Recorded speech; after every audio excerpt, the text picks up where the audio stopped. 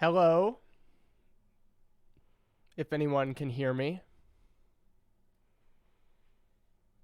It says that I am live. And I would love to confirm this with whoever is on this stream right now.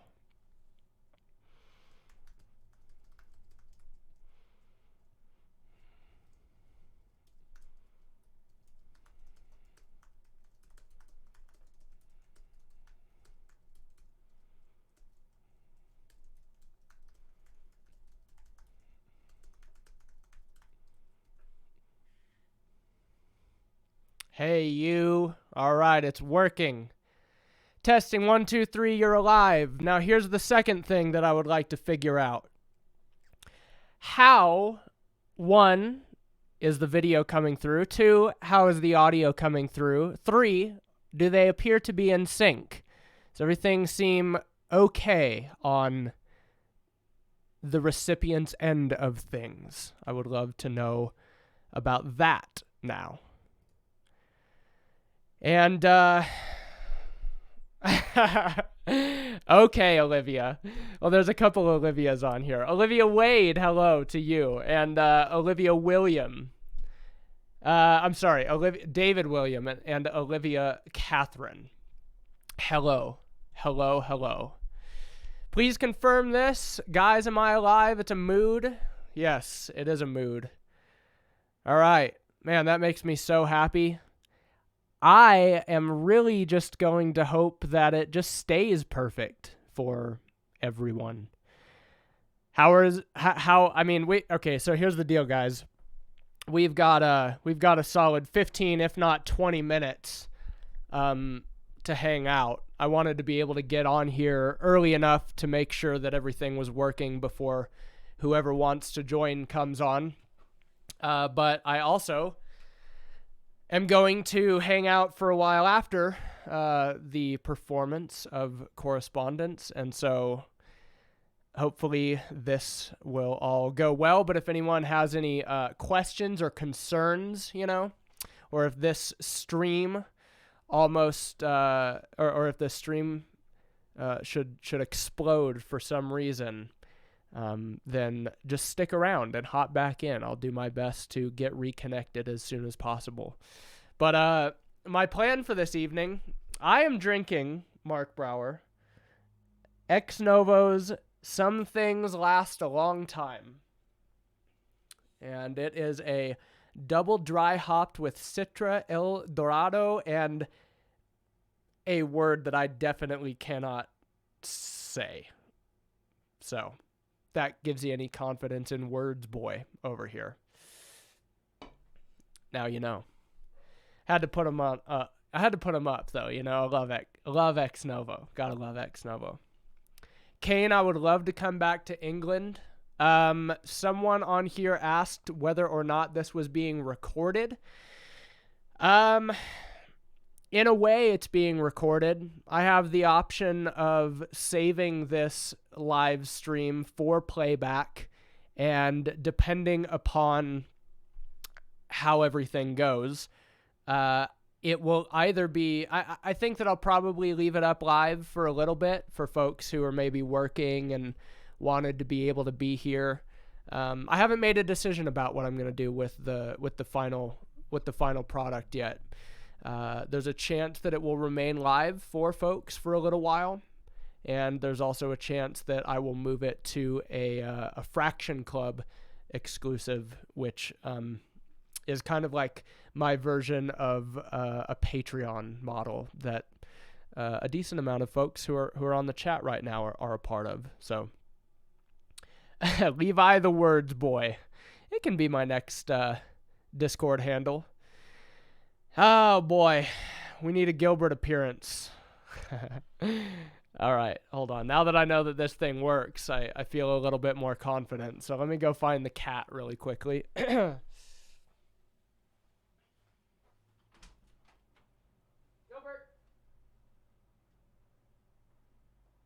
Come here. People are asking for you.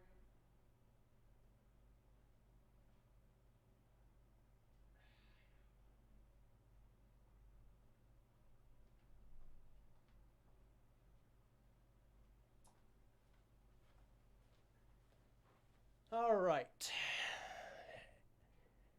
And here we are. This is Gilbert. He is famous. Ow. His claws hurt. I'm going to kick him right back out. Goodbye, Gilbert.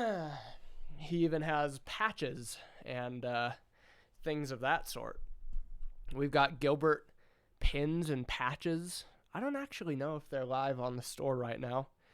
Store needs an overhaul, but I'll tell you what. Been putting in a lot of work during this quarantine time. And yesterday I don't know what you are supposed to call it, tilled my backyard. Not because I'm going to plant anything in this desert, but because I wanted to get all of the weeds out of it, and it was driving me insane. So I've got blisters all over my hands today. I've never seen him to scale before. He is a big cat. Yeah. Oh man, Forrest, that Noah Gunderson is so good. I love it. I like your glasses. Thank you. Jasmine, what's up? Ethan, hello. Oh, who's Trey? And what's his profile picture?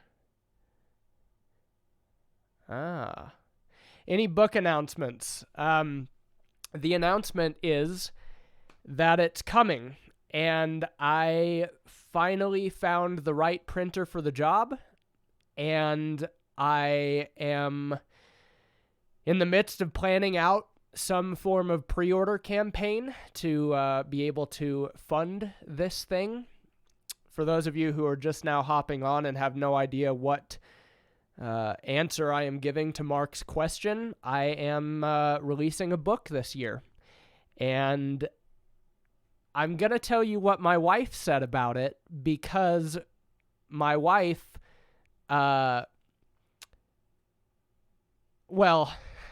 it was just a nice thing to hear, you know, and so she said, I'm so excited. This is hands down the best thing that you've ever done as a part of Levi the Poet.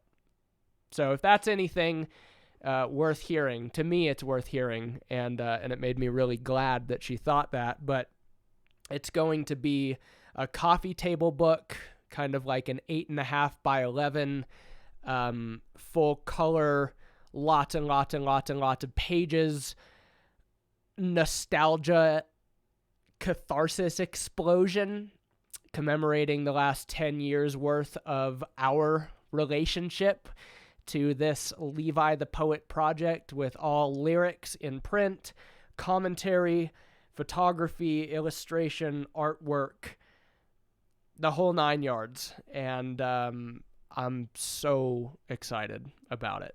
So I don't have pre-orders up and available. That would have been a good idea, but I'm not that close yet, and wanted to do this just as a thing at any rate. So Danielle, you will absolutely be able to pre-order the book, but not quite yet. It is not available just yet. So thanks for asking, Mark. You should check out the band Silent Planet. Oh, Ethan, I know them, and they're great. And Garrett's a friend of mine, and they sleep on my floor when they come through Albuquerque. So I concur with any kind things that you have to say about those boys. 100%. Sophie, thanks so much. There should be anyway. Hopefully it's visible. Maybe I should ask you guys that. Is the text that I wrote on the screen that you're viewing right now visible? Because, to answer Sophie's question, you can use any of those tags to donate if you feel so inclined. There's a bot posting kind of intermittently for me in the live stream chat.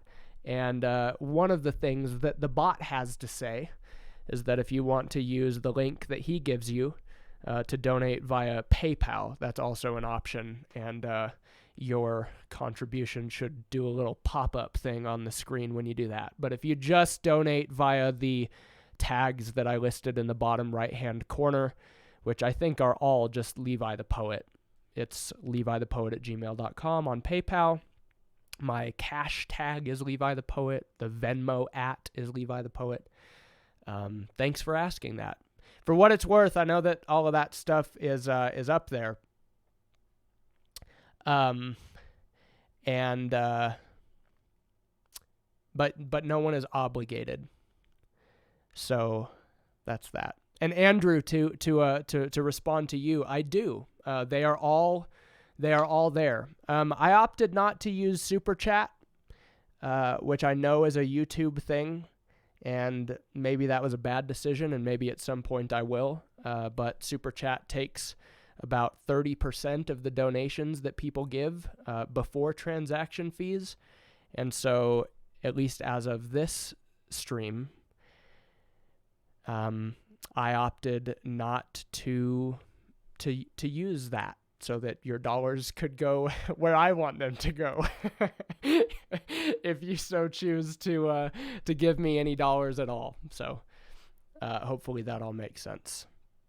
Appreciate you guys asking, and a couple of you have already donated, which is very kind. So thank you. Hi, Hannah. Will I ever do anything creative with Silent Planet? I would absolutely love to do anything creative with Silent Planet that they might want me to do. At some point in time, we were having a conversation about some form of collaboration for the last record that they put out, and one reason or another didn't end up working out. But those guys, regardless of my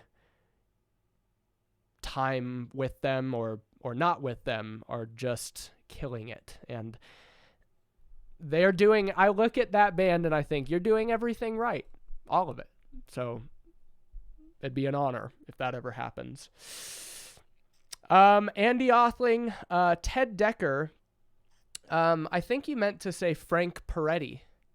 And so I'll just correct you there. Frank Peretti is the best-selling author of such notable titles as This Present Darkness, and also Piercing the Darkness, and also The Visitation, and also The Oath, and also the children's book, The Tombs of Anak, which was one of my personal favorites growing up.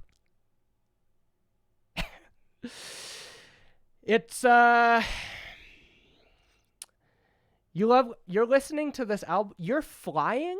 Kristen is flying.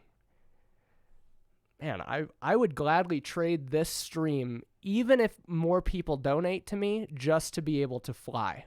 So I will tell you that. You've got me beat on that one.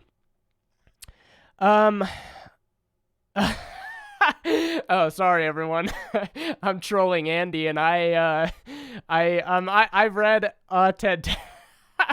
I've read a Ted Decker book once, I think. So if that gives you any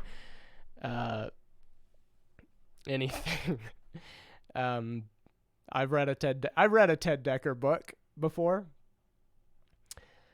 Brian, once coronavirus season is over, you are more than welcome to come here from wherever you are and purchase some neighborhood ice cream.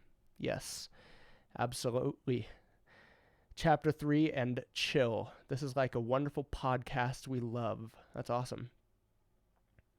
Yeah, Trey, thanks for that. Derek, I didn't see your question, but it looks like Trey answered it. That's a good question, Mark. I think Aaron will be on here in a little bit, so you can ask him if you feel so inclined. Daniel, yeah. I read a lot of Frank Peretti growing up. Dispensationalism loves Frank Peretti. And I genuinely did like reading his books back when I read them. So Mitra,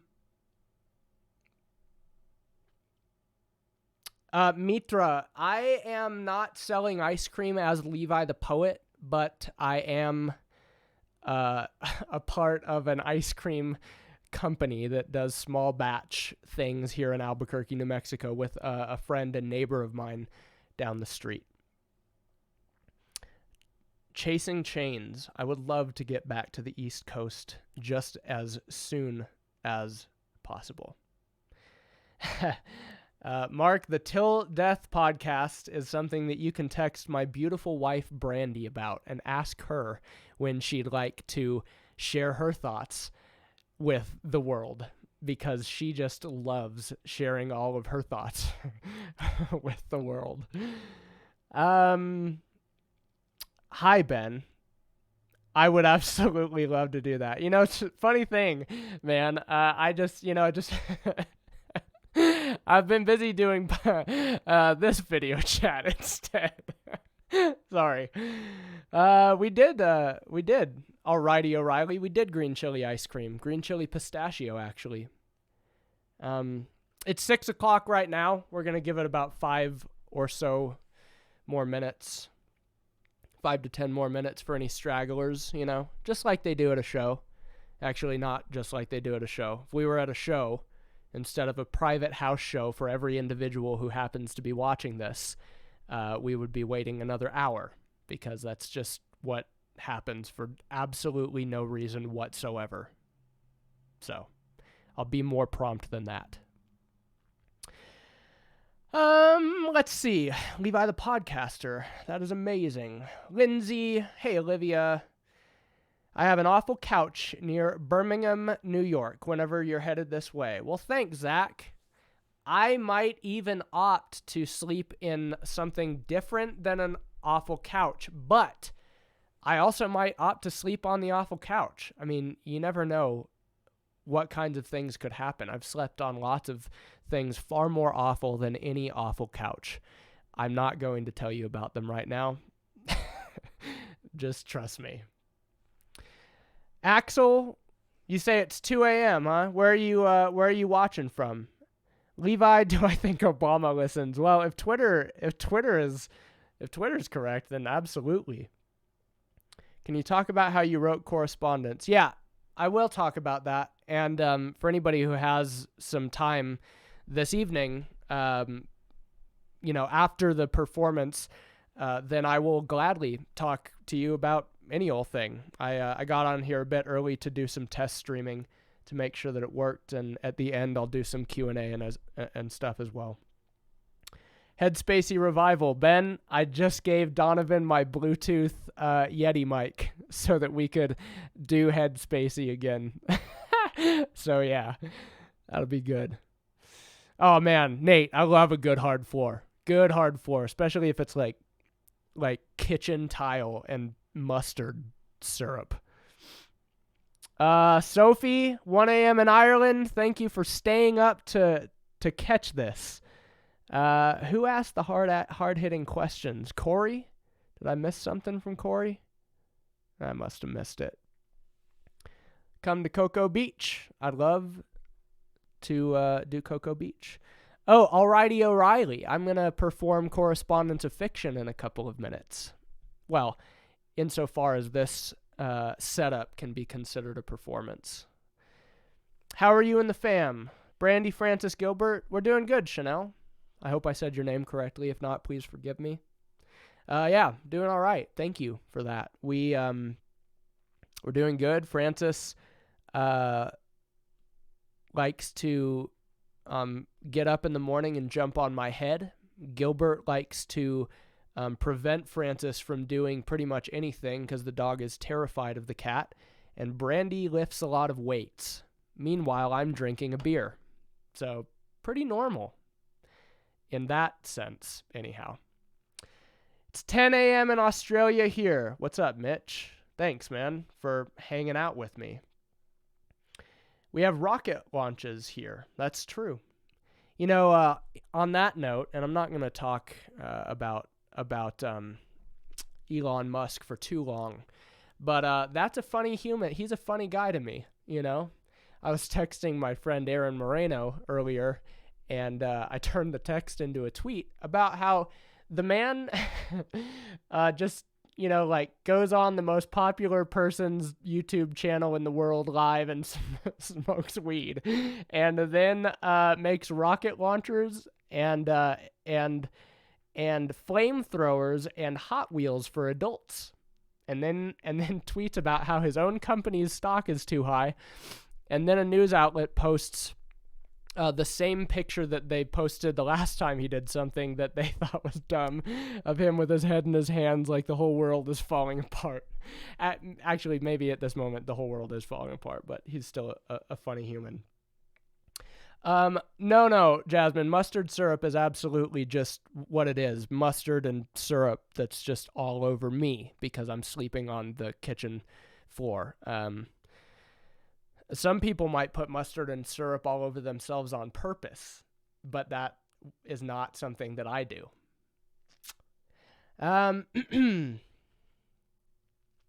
My favorite workout lately are working out in the yard and digging holes to put up a gate instead of the chain link fence that is falling over that I have right now. BowGator111. I loved that Gaza Gaza show, and thanks for being here ever since then. That was with my friends in My Epic, and those guys have been launching some really cool stuff here lately as well, if you haven't taken a look at it. All right, couple more minutes. Yeah, it is disgusting. Well, here's the thing, Jen. When you're only given the option of the dirty kitchen floor, and it's negative degrees outside and you're sick with a fever, that's just sometimes what has to happen, 2 a.m. in Germany. What's up? Chateau FTW. Face the world certainly is what that means. Yeah, Diane Langberg can get a shout out. She's phenomenal and was hugely helpful to me. During some difficult times while writing Cataracts. It is the quarantine cut. Yep. Thanks, Nate. I appreciate that. All right.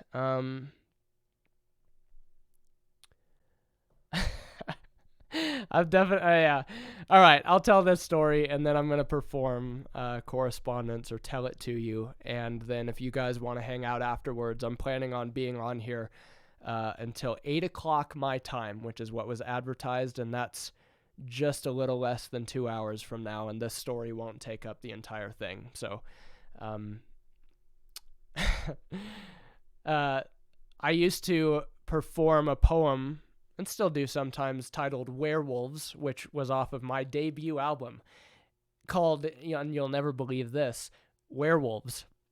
And one time, so what I used to do is pretend to be a gargoyle, because there's a part about gargoyles up in there. And I got on a chair, and I used to just get really awkwardly close to people and then yell really loud. Which makes sense if you're in a metal band, and not quite as much if you're in a very quiet room with a person who just always wished he was in a metal band. But I did that one time to a child. What grown adult decides it would be a really good idea to do something like that to a child? I don't know. Apparently you're looking at him. Anyway, I did it, and what do you think happened? The child began to cry and yell, and that was the end of that poem for a little while. Thanks, Melanie. I'm sure it does. I'm sure it's on the internet. Mark, if you find it, feel free to post it up, man. All right, guys. I am going to stop looking at the chat for right now, and I'm just, well, who knows? Who knows what might happen? But as this record sort of exists, well, as a whole, I'm gonna share it as such. And so let me just say thanks for being here. I've never done this before. I've had a really good friend named Andy Othling help me get a lot of things set up in order to be able to do something that I wanted to do, which is this. And I'm thankful for him, and he's doing a bunch of cool stuff on the World Wide Web right now. And I know that there are a lot of people in the world who are trying to figure out whatever it is that we need to figure out in the midst of what all is going on all over the globe. And so thanks for joining me, and I hope that this continues to run smoothly throughout the entire thing. Feel free to continue to chat amongst one another if you feel so inclined. And this is a story that I wrote years ago that I continue to love, if I may say so myself, called Correspondence of Fiction. It is a story about a boy and a girl who are young and in love, and it's some combination of a Wes Anderson meets Herman Melville's Moby Dick story. And Alex Sugg wrote an incredible score for this record, and he's a genius human. And when we started writing it together, I gave him the fully written story and said, here, write music that is the equivalent of the way that this thing makes you feel. And I'm not going to be doing this with the musical accompaniment right now, but I can't believe the stuff that he came up with, and I would assume that if you're here, then you've probably heard it as well. But that guy, I mean, between Alex and Andy, like, and you, of course. I mean, it's so hard to talk about Levi the Poet as me, and then I talk about it in the third person, and everyone makes fun of me and says, "Oh, so you." But the point is, ever since maybe this is just melodrama, but I'm going to say it anyway. Ever since the very beginning of doing this thing over 10 years ago now, I have very strongly wanted to articulate the idea that we are not alone, and I don't think that this would be a thing that just exists as my own deal without the help of the people who engineer things and write things and collaborate with me, and the support of those of you who are currently hanging out and watching. So you want to give me a thumbs up or something like that on this here chat, and then I can just dive on in. If that sounds good to you guys, we'll get going.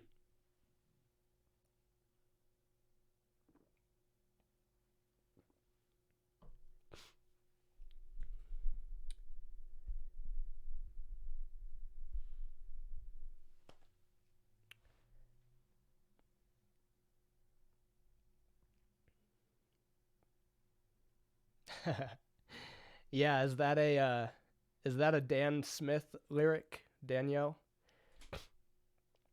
I have appropriated it at times, although not without his not without credit given where credit is due. But all right, y'all. Thanks for being here so much.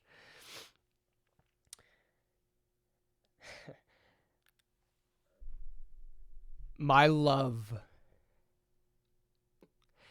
When we first set sail and pushed off to sea, I stood at the bow looking backward, dry-eyed and imagining that the world in all of its color and grandeur and majesty had been devastated by that same flood I'd seen when I told you that my father was making me leave.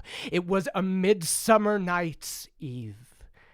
And in my heart, it was a romance. That same Shakespearean tragedy, that quintessential teenage flickering that let love burn brighter in the reminiscent memories as we slowly fell asleep. cuddling beneath the stars that I wished upon through the cutout at the top of the teepee. It doubled by day as an Indian fort, with girls have cooties stitched across the seams, and at night, our secret love affair that the cowboys would have deemed a crime punishable by cap gun. And sour faces. And wild, wild west make-believe. Old enough to comprehend, but young enough to dream. I can still hear the rhythm of your breathing beneath that canopy, while the wind played brush on the snare, and God threw his bolts of lightning like the thunder-clapped clave to complement the whistling moving through the trees, and remembered you promising that when we grew up, you'd build a home for me. Now to start growing, and you'd curl up your fake mustache like your favorite character in your favorite movie and whisper, I'll be your huckleberry. So in the morning, when I snuck back to my room, I thought tragedy indeed, that innocence, if ever it was, can be stripped away without a warning, my king. By grace or by fate or by luck or by mercy, I trust the moon will carry your letters safely to me. This flood rescinding will give way to land depending, and like the hand of God gave olive leaves to encourage that ancient family. My dove, with love and sincerity, and all that I have to offer, your queen. But my everything, I found your letter inside of a bottle and didn't know what to say. It was broken further down the cove, ink spilt, hallowed, but such a shallow grave. Read your poem like it was life in itself. Starved for hope like the waters were too hard to navigate. But it figures that if I was going to build us a home, well, then your heart would find its way. It smelt of sea salt and your father's favorite poison. I will never forget that day. College rule lines clouded by the liquor, like a watercolor painting that had absorbed the spectrum with blue and hues thereof, or like a piece of bread to absorb the damage that bottle of Seagram shattered against a seashell, and rewrote the story that it would tell to any little girl who might pick up that whitewashed tomb, expecting to hear the ocean, listening for the crescendo and the crash, when at last she'll hear the echoes of your whispers. These bottles will carry my heart home, and the currents will be kind, and my lover's letters will return to me, and our children will grow to find that all is not for naught, and though all is not yet healed, their parents, they worked hard for it, and the storms honored their appeals to see that though my father is drowning, his bottles float above the waves, and though I used to dread the water, its waves will be faithful to crash every day until at last I see your face. Things aren't the same. I've been picking up splinters of lumber from the floorboards and thinking about all of our splintered promises, like even though we didn't have control over their breaking, oaths like those don't account for much.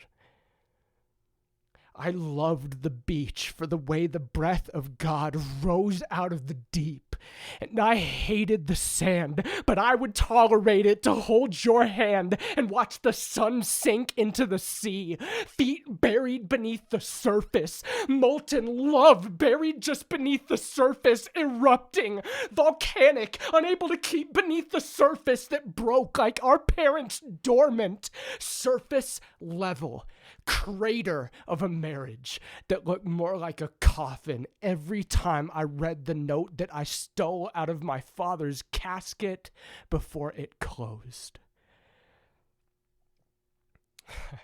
He wrote it to my mother, a woman I never met, but it made me feel just like I knew her. And this is what it said. Dear Diary.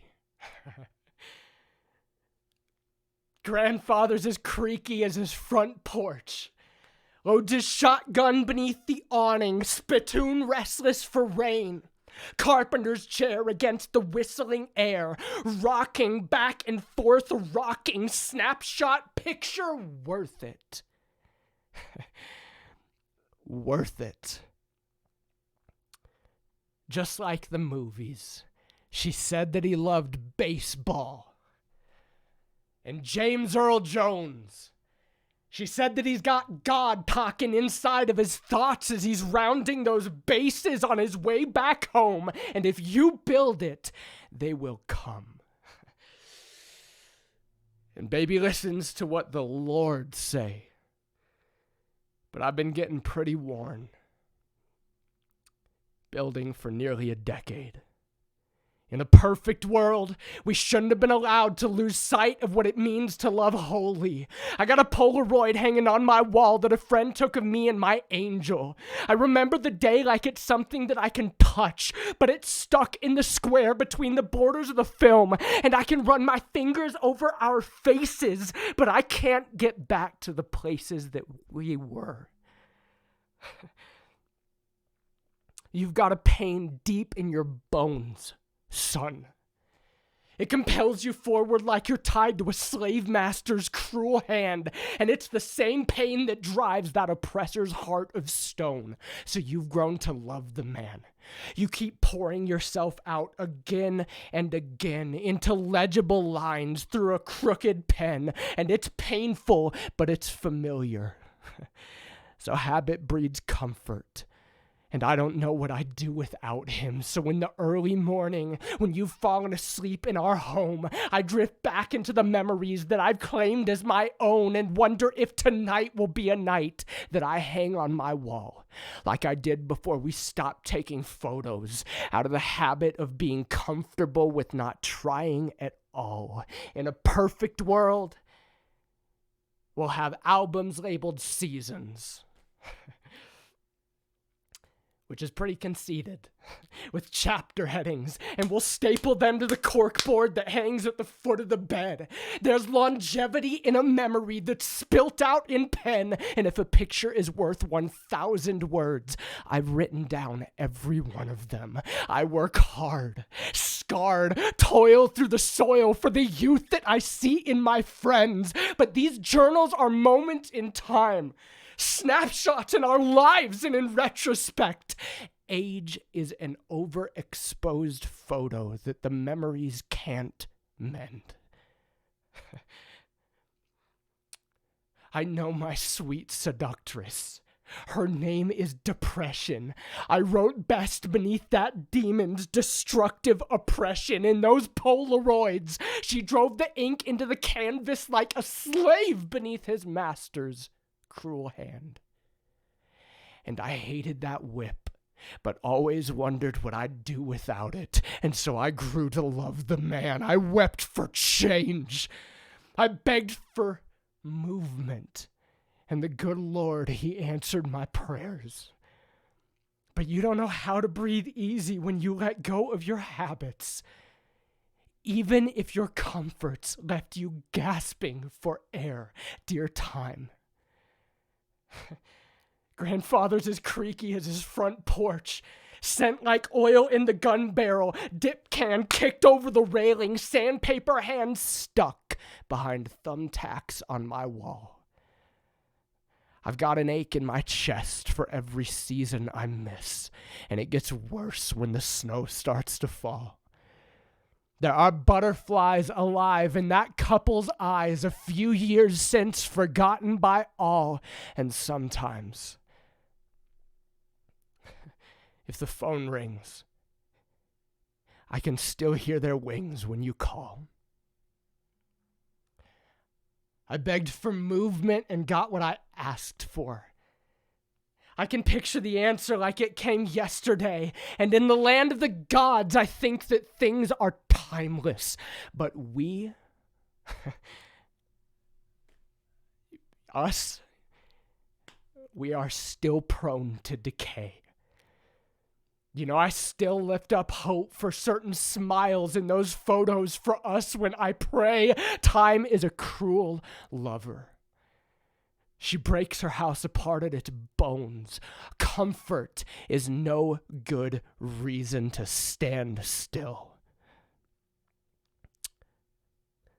And idle hands build nothing that you can call your own.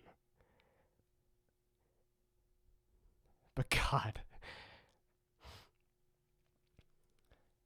God, when the sun sets or escapes, well, there is a painter who paints. And when he paints, we just take in the ripples the paints make when they swell against the textures on the page and name them waves. Back home, my other spends his nights all alone and thinks it's all about perspective and taking my thoughts captive. He'd be captivated by it. It's all counterfeit. It's all functional saviors that don't function or save you. It's all identity drift. It's all grandiose promises exposed as illegitimate.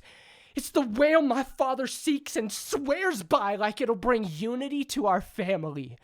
It's the way my mother drove away the same day that she drove the man to drink and called it killing two birds with one stone. Or three, if you count me. I was a seed. She used to say that I was the only beautiful thing that ever blossomed from her branches, but I guess I wasn't beautiful enough to keep. The gun was cocked and loaded years before I ever watched her leave, but we always saw her finger on the trigger. Trembling, I have heard tales of lovers broken by the bullets that we call our parents. For example, in 50 BC, Parthenius of Nicaea penned a Uranian lover into Narcissus' story, who gutted himself with a sword on the man's doorstep. In 8 AD, Ovid found Echo in a mountain crevice, rejected and lonely, until only faint shivers of her whispers remained. And to me, this far removed, they are as clear as the day, with that nymph's voice in my head here in Poseidon's domain. For all of the fury with which Arminius and that pagan deity prayed, for all of the fiction that children believe, and by which we are betrayed, and despite the winds constantly driving and tossing the waves, in all of my double-mindedness, I still hear the refrain, "This is not your story."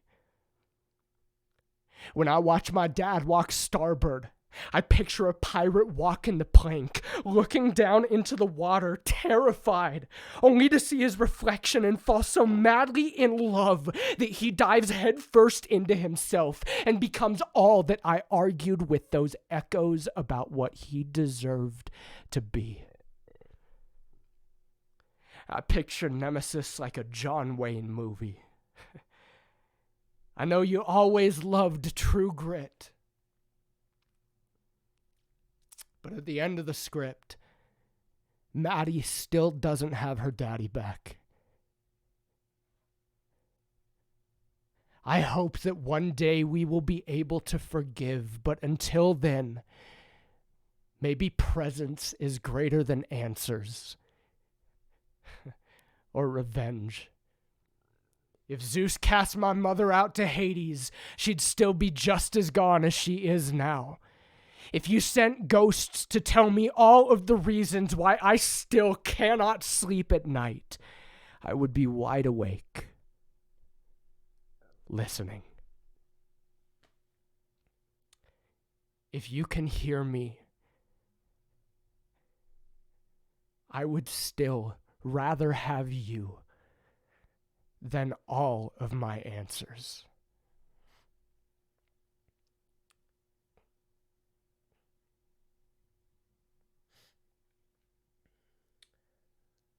But my love, While you were weighing anchor, I was weighing my options, thinking why, like knowing would satisfy.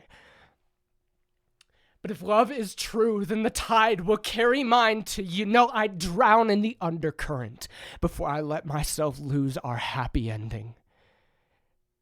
It's the future I miss the most. 17 years from now, I want to be younger and as carefree as I can be. I want you next to me, and I want you to reflect all of the best of me. I want the fairy tale, parenthetical porch swing, metaphorically morphing our distorted upbringing into enough of a string to hang by to believe it can be redeemed. I was a man. God, I was a man before I got the chance to be a boy. Mother said she wanted neither. Father said I was his joy. He kept on saying things like, enjoy your youth while you can.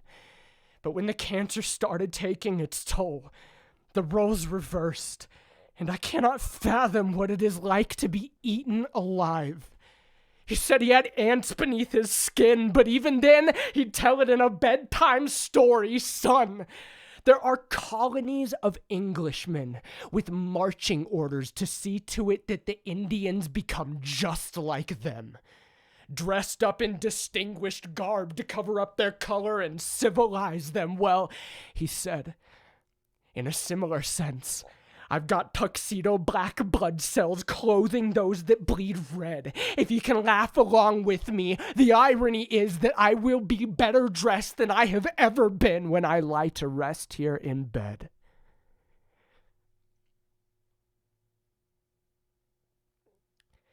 And you wondered why that Indian fort was always the one left standing.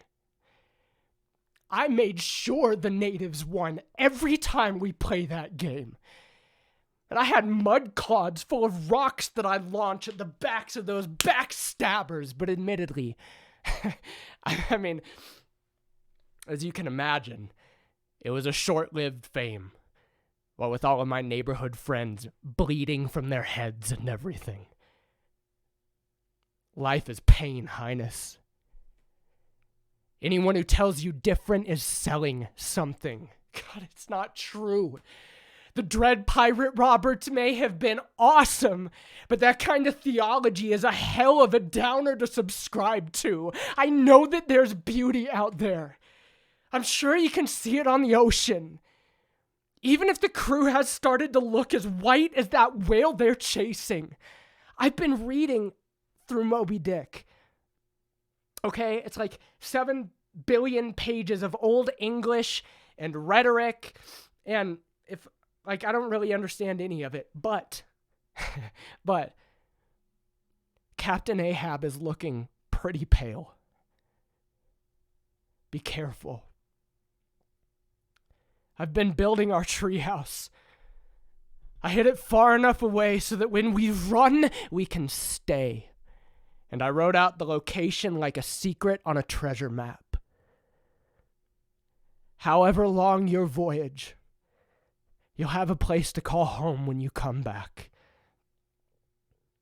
The ladder is nailed to the trunk, and I've been hammering the foundation to make sure that we have something to build our future on. How I long for the day that I get to see your face.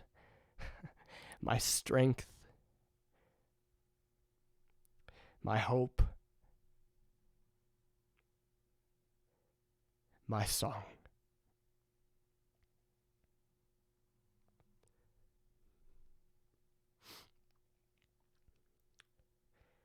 But 12 months ago today, we stood in silence. Silence. Fading further and further away. And refused to say goodbye for fear that the farewell might solidify our fate. I knocked on every inch of this wooden treehouse to keep that word from coming true. Goodbye is such a definite word. an infinite word, an intimate word. And in case you hadn't heard, there are no waterfalls at the edge of the world that fall off into eternity. I'm bringing home scrimshaw to hang from the walls or the branches or the balcony. Father gave me 2 teeth from the beast they harpooned last week, and they've been flensing the creatures at dock, while I've been busy trying to get my feet steady underneath these sea legs. I had a week or more to explore those foreign shores, while the crew and the captain knocked at every brothel door, and I imagine I've got scores of siblings on this island, considering the captain is an island unto himself. Give it time. There are 1,000 orphans forgiving their fathers 70 times 7 times, and I met one of them that week who became a friend of mine. He reminded me of you. I mean, look, don't be jealous. He wasn't quite as cute. He didn't have a fake headdress or plastic tomahawk that you have been using to build my shelter. God knows that I am going to need it. Shelter. But we followed a road out to the country that he said he'd known about for years and claimed it was haunted. Boys always tell those tales when they want to put their arms around you. Monster films were made for men on first dates. I went along. The landscape stood frigid, frost-painted, and I contemplated the warm blanket that you would have been in all of that cold. I saw ghosts every time I opened my mouth to breathe in and out and pretended that it was smoke, like the bubblegum cigarettes that we used to get from the corner store before it died with your dad. Acted like they were opiates before the buffalo dance. The fog was like poetry. Difficult to define, but I am completely indifferent to what it means, so long as we are able to get lost in it. The boy and I met a mystic at the top of the mountain. The mist cut her straight in two. Layers over her legs to keep the cold from coming through, but belly up, half a sundress. And she looked at us and said, "Get your head out of the clouds." So with the sun shining down, I've been thinking about what she meant. She gave a speech about separating herself and related it to the whales. Said when the seamen dig their talons in to empty them and burn their substance for oil, remember that they had to separate to find their true worth. And with the white dividing her skeleton frame like a personified worldview, it was the cloudiest case for dualism that I have ever heard of. She told us her feet were evil because they'd touched the ground, ears guilty by association because they'd heard the sound, with a mind wicked that wandered and wondered about music and sex and love and the men in the town below. And I don't know. God, I don't know. She sounds like my grandparents trying to distinguish between antique Negro spirituals, done damned to hell for a pagan drumbeat and unholy. I just hope that if we're a true reflection of some magnanimous other, I won't have to assume that every inherent longing will find me buried alive. You'd think that if God created everything good, she wouldn't stand up on a mountain proclaiming inanimate objects bad and demonizing the rest of creation like it's the tempo's fault she's stuck alone on a pedestal, cutting herself in half.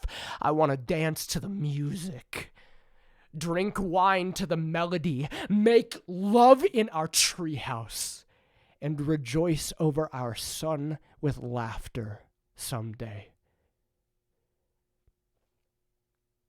That's got to come from somewhere.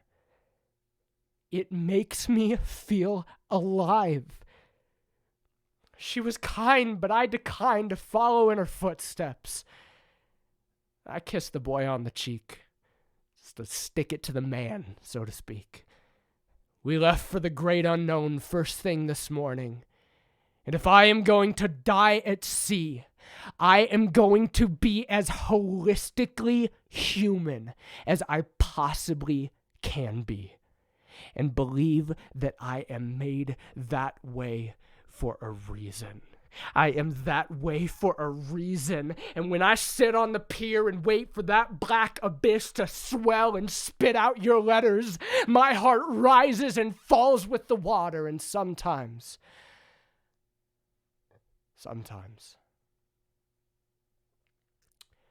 I just wish it would swallow me. Heaven. The expanse above the tide rising and beneath the rain falling. And I swear sometimes breathing feels just like drowning. Stuck here in between. But when your bottles float in, there is nothing as beautiful as their dim glow. And my heart longs after them. Their colors catch my eye.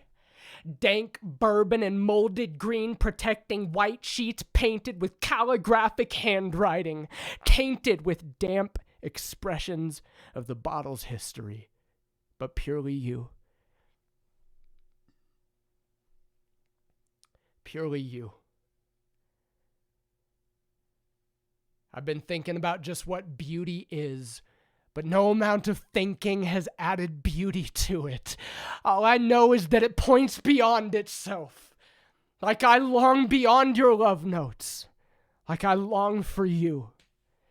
I've seen the entire spectrum refracting off the ripples beneath my bare feet from the edge of this weathered dock and thought, God, there has got to be more than this.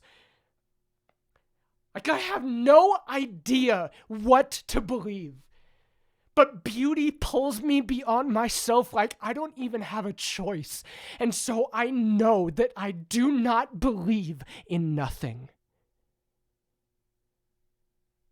Where, my love, does the beauty inside of a tree reside?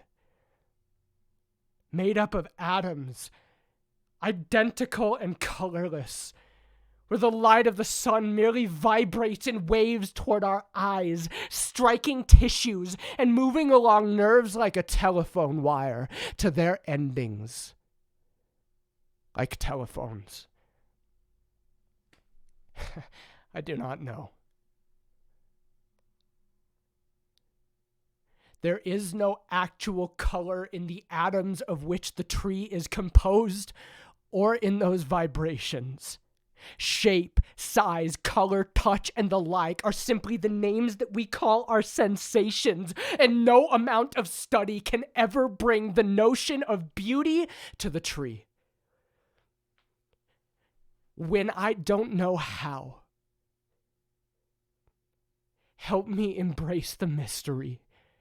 Will you come home? Please, this treehouse will not be that without you.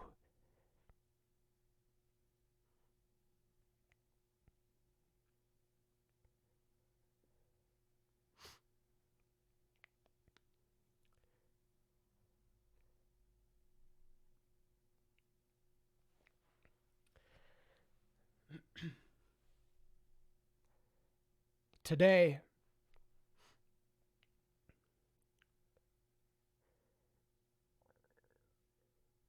the first mate told me that my men intend to mutiny.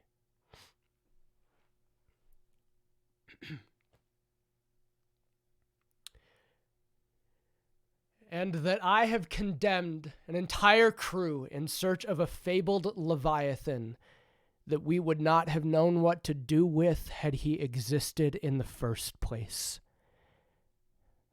But we're sinking, he said.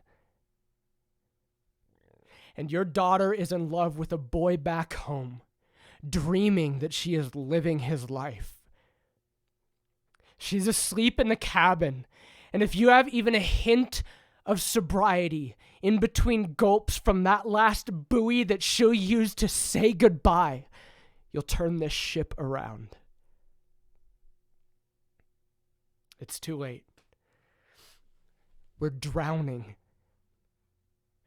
Daughters of fathers just like mine, except theirs will live out their lives on land long after their daddies have died at sea. Some will remember them as noblemen.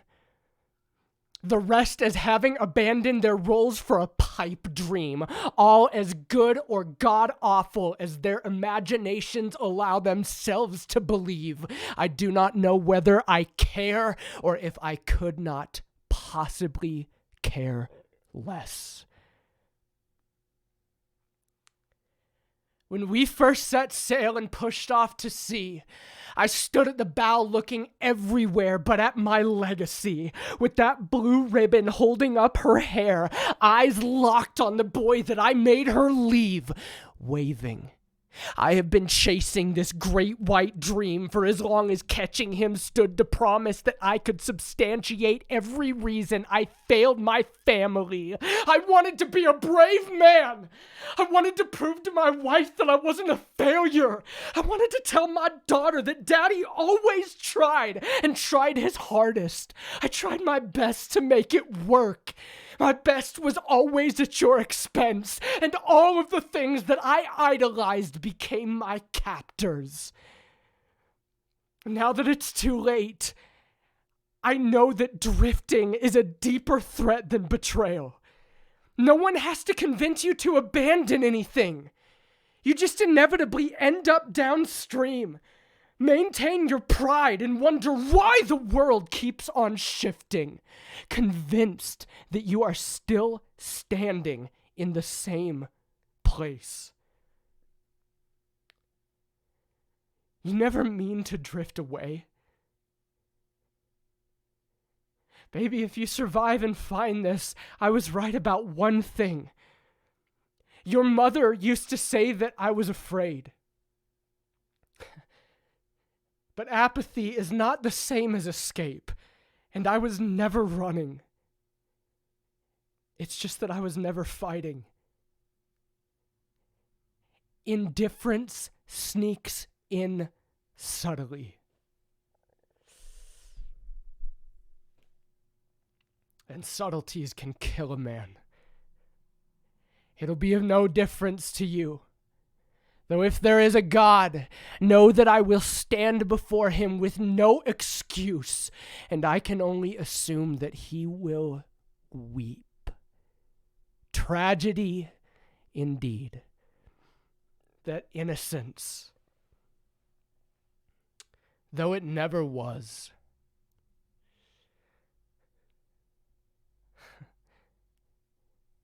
it could have been.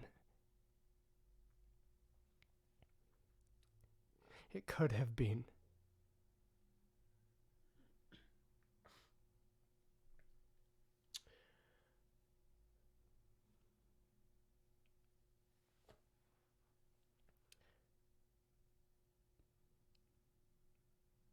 My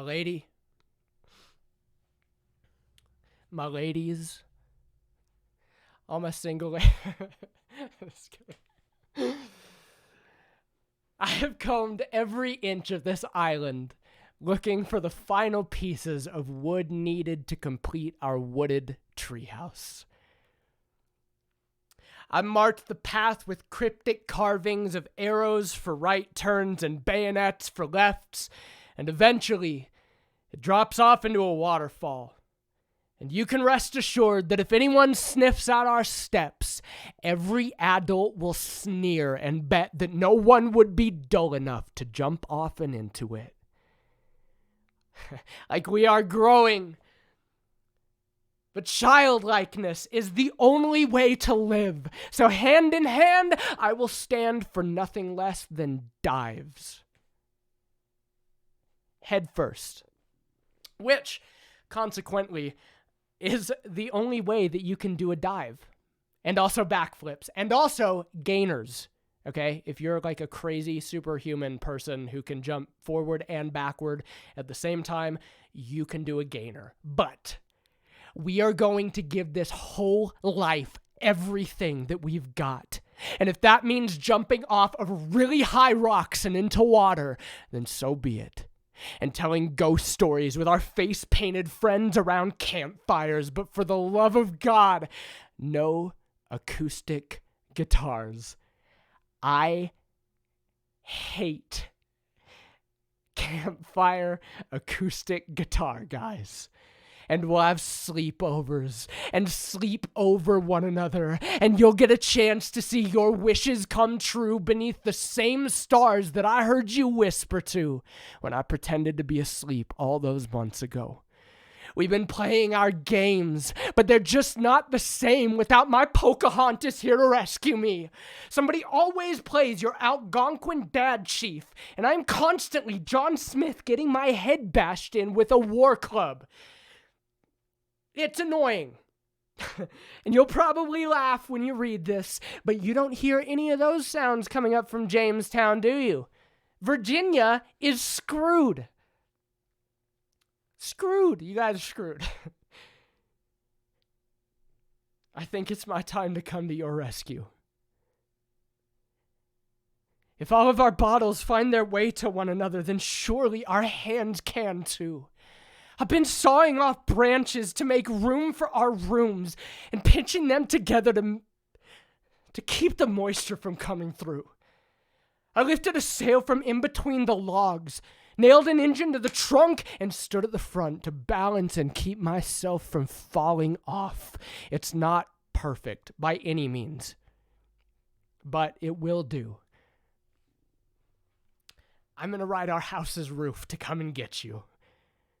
So the boy set sail and pushed off to sea. Stood at the bow looking forward and out into everything. Confident. And though he had no idea what the ocean would bring, there are some things that I just know I believe. No matter how irreconcilable they may seem.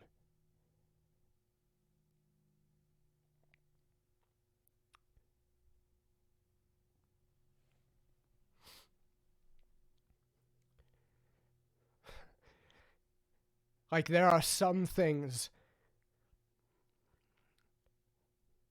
that I'm still fighting to believe, desiring to believe.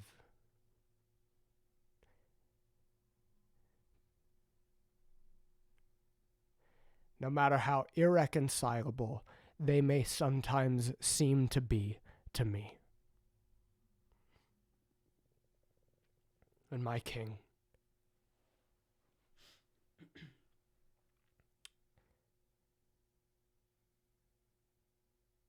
I want you to know something.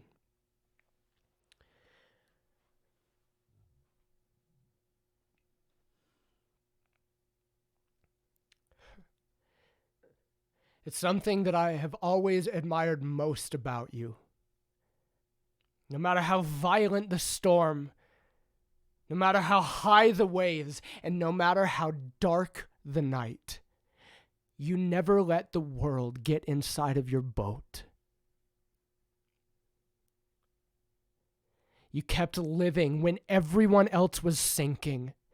And this whole life never got one droplet toward pulling you down to the ocean floor. Admittedly, this last bottle has room enough for the last of my heart because I drank the last of it myself. I hated it, by the way. It seems my father could have picked a vice that tasted better than rubbing alcohol, but hey. He gave me his last flask when he came downstairs to say that he wanted things to have been different. And I believed him.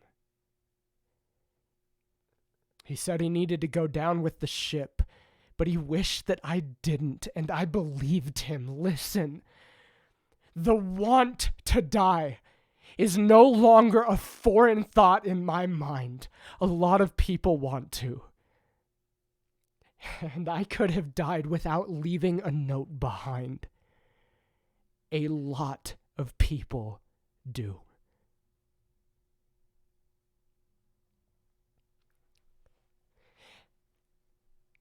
He started slurring about this memory that he must have caught in the musty air, like a dust particle stuck to the glaze over his eyes. When you were 6 years old, I stood inside of our home at a windowsill and watched you walk back from that boy's house down the street.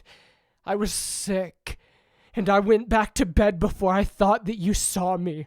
And when I heard you call out Daddy, I pretended to be asleep. I just didn't have the energy to get up and keep you from believing in the ghosts that you have seen ever since. He finally fixed his gaze, afraid, and said, "Honey,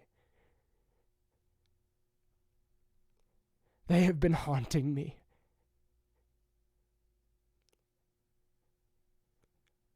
But I hope that you don't have to see them any longer." I believe him. If I can give you anything, let it be that I have not bid my farewell from the ocean. For from the moment we waved goodnight after our first victory as body-painted newlyweds in a cul-de-sac colony, looking forward to morning, when our parents would let us sail through the quiet neighborhood streets, and the dawn would bring us back together again.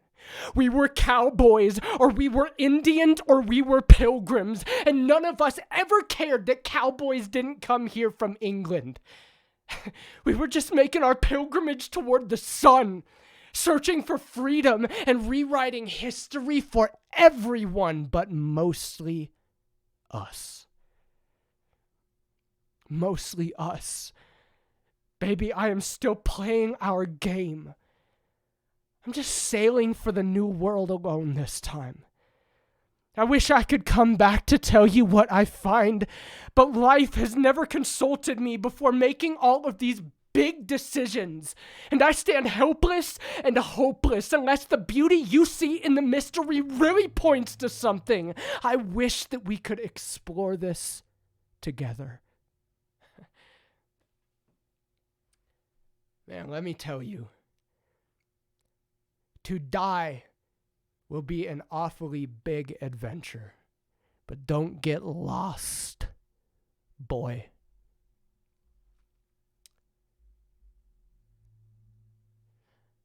I want to talk to one another about it someday.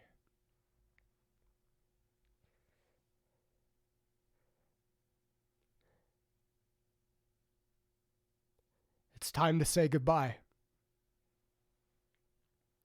Such a definite word, an infinite word, an intimate word, but it needs to be heard so that you don't have to wonder why the bottles stopped coming. You need closure to move on, and you can't sink with me. You'll get this after I'm gone. And I hope that you can use our treehouse to love someone else once the tide has finally set you free. But don't tell her who you built it for. Make her believe that she's the reason you put all of those hours into protecting the purity of that place. I think that eventually you'll believe it too. I truly do not know whether time heals all wounds. It sounds like wishful thinking. But I do know that you can't stop living just because someone else has. My love. Don't sink.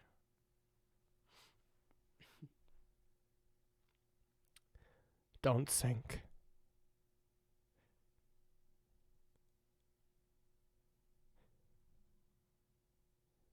Your queen.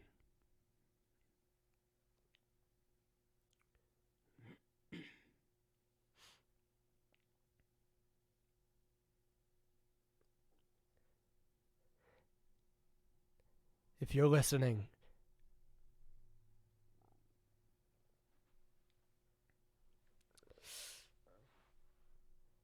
we always talked about taking that voyage together. You know, We didn't want to die in our sleep, like so many people wish for. Or at least she didn't. She thought it sounded boring. And even though dying scared me, I wanted to be brave enough to engage in the fantasy. We decided we'd go out defending our treehouse against the separatists. It was inevitable once they'd finally discovered us kissing traitorously beneath their cootie-infested boys-only headquarters.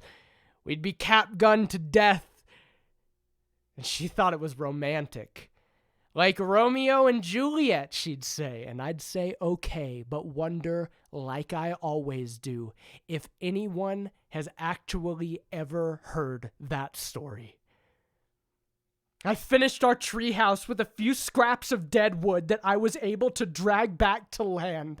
It seemed fitting after our whole lives were broken homes for all of those shipwrecked pieces to complete one. It is beautiful. I feel like she might have called it redemption.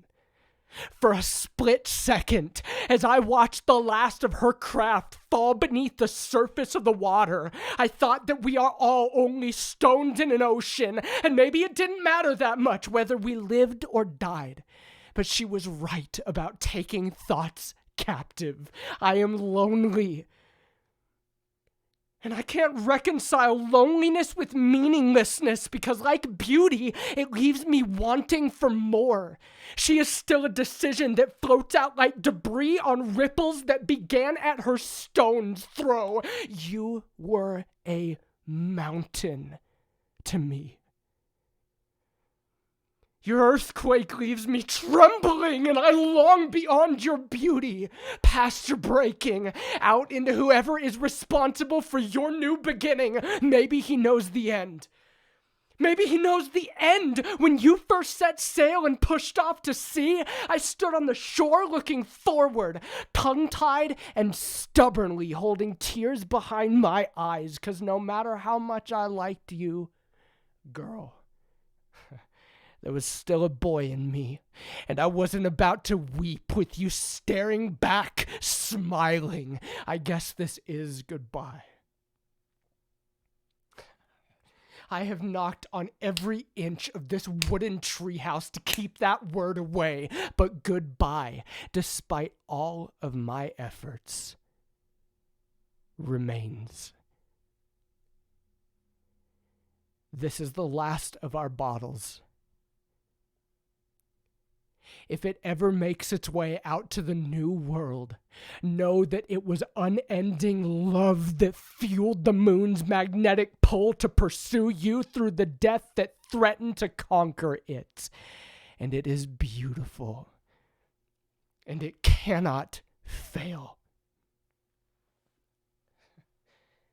And it will not fail.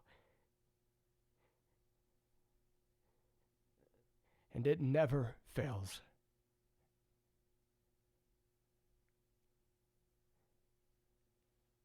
Definitely.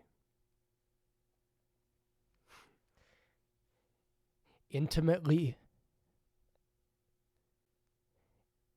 Infinitely.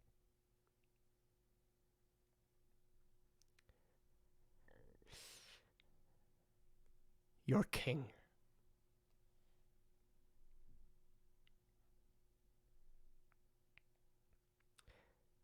Your king.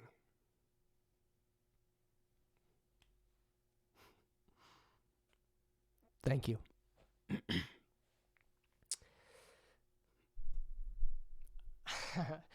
It's thank you. That was a story called Correspondence of Fiction. And that feels kind of weird to say thank you, and then I'll look over here and interact with everybody, but we're living in a weird time of life, guys.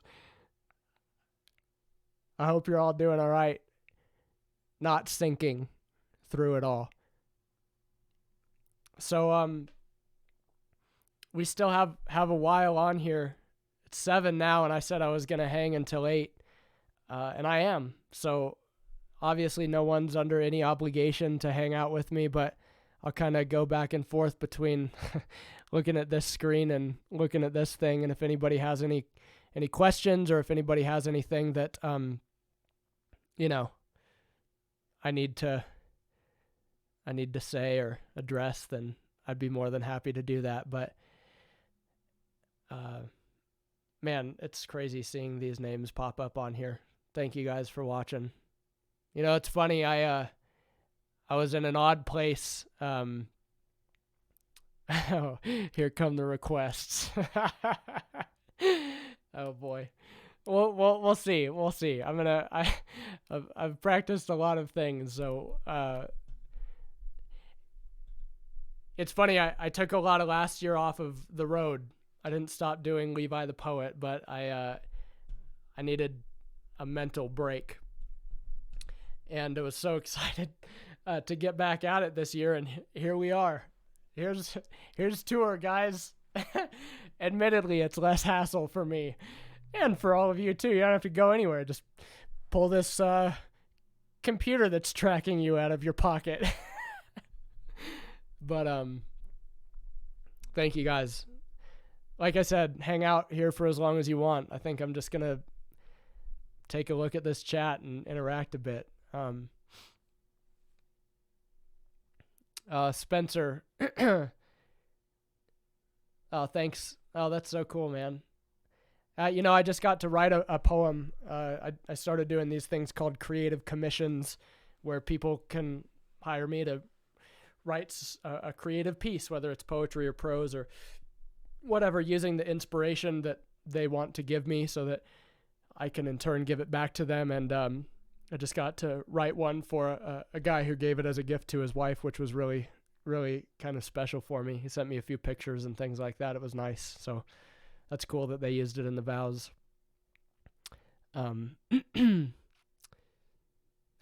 Peyton, please just talk to us. I'm here. I'm talking. Cleaning and setting up my treehouse for my queen's arrival home tonight. That's great. Clayton, I hope you live in a literal treehouse. If this story in a perspective can be interpreted as the gospel, who does the girl's dad represent? Oh boy. Me, probably. I'm the one prone to apathy and drift. You're the reason that some of us aren't sinking. Man, thanks. Not sure how to... Bad uses Z. Thanks. Thanks, Daniel. How long did Correspondence take me to write? Hi, Jerry. Chasing Chains. Few months. I mean, I had the idea in my head at the end of the year on a tour that I did with my wife and another girl named Alyssa. It was called the LTP and Girls Tour, and I got pulled over in Texas for speeding, and at the end of that, I thought of the story. There's no correlation whatsoever, but I've got a commentary, actually, for those of you who are watching and don't know that, on this whole record. It's called Correspondence, a commentary. Imagine that. And it's available on Spotify, or there's an ebook version available through the Fraction Club, which my helpful bot boy has been talking about as this performance has gone on. So, yeah. Do I ever consider doing another cut of Correspondence? I need the vinyl. Yeah, Ned. And to everyone who's asking, it's going to happen. And to be honest with you, the only reason it hasn't happened yet is because I am publishing a book before too awful long, and almost everything that I have, I'm trying to allocate toward that. So anybody who wants to help me put a book out and also work toward getting closer to another pressing of the Correspondence vinyl, please pre-order the thing when I put it up. It's daunting, but I'm going to do it regardless. So that's the answer. Do I write out tattoos? I do, yeah, actually. If you go to levithepoet.net/tattoos or tattoo, you can look at what's there. I think that it should pop up for you. And if not, shoot me an Instagram message or something like that. Cade, yeah, it's a cat party, you know. I've played a lot of house shows with cats in them, and a lot of them that have had lots of cat litter in them too. So this is my preference when it comes to playing house shows with cats. But I'm glad that you got to enjoy it, and hopefully your cat is very clean where you're sitting right now. Joe, thank you. Julian, yo, dude. Yeah, hopefully you heard my answer to the question just a couple of moments ago. Is it going to be the same color? You know it can't be the same color when an artist does a repressing, Tyler. You got to incentivize people to buy the thing. So, no, not likely. Not likely. Yeah, Derek, I am writing a book, or I have written a book. I have been writing a book is probably the more appropriate way to say it for the last 10 years. It's going to be Think Coffee Table Art Zine book, with all of the lyrics that I have never actually put into print over the past decade, and commentary and illustration and photography, and literally about 600 pictures that I collected from you guys that are in the book, which is really cool. There's like a full spread there that you can go and do a little Where's Waldo search in to find yourself. And then also some unpublished writing and some extra stuff will be in there as well. And if we're ever allowed to go outside of our houses again, I'm going to do a book tour. And if we're not, then I'm still going to do a digital kind of book tour probably. So we'll see how it all ends up going. Oh, the cat joke. You left me outside again. Who are some of the writers that have influenced your writing? Well, I'll go with a normal kind of answer and say Conor Oberst. Bright Eyes is one of my favorite bands ever, and I'm very excited for their new record to come out. They've been dropping singles, and we've been doing Fraction Club listening parties with those, so that's been pretty fun. I've gotten to make some fans of that band in the Fraction Club. Maybe it is pronounced Zine, Weston, but I've never called it that, so I'm not 100% sure. Anyway, Connor, I mean, I've got the national lyrics tattooed on my wrist from a song called Conversation 16. It says, "I was afraid I'd eat your brains 'cause I'm evil." So that's a lyric to have on your body forever. And got some Under Oath lyrics here. So definitely Spencer and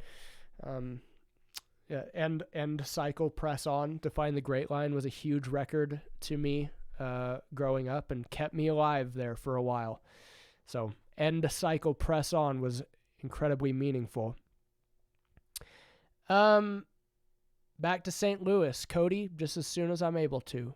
Your alternate version of Infirmary. Oh, thank you, Sam. I appreciate that. Laura, do I like to sit or stand? Well, to be honest with you, I do like sitting because it feels a little bit more intimate this way. So if I'm just doing a tour or something like this with no production, I'll probably opt to ask for a stool or chair of some kind.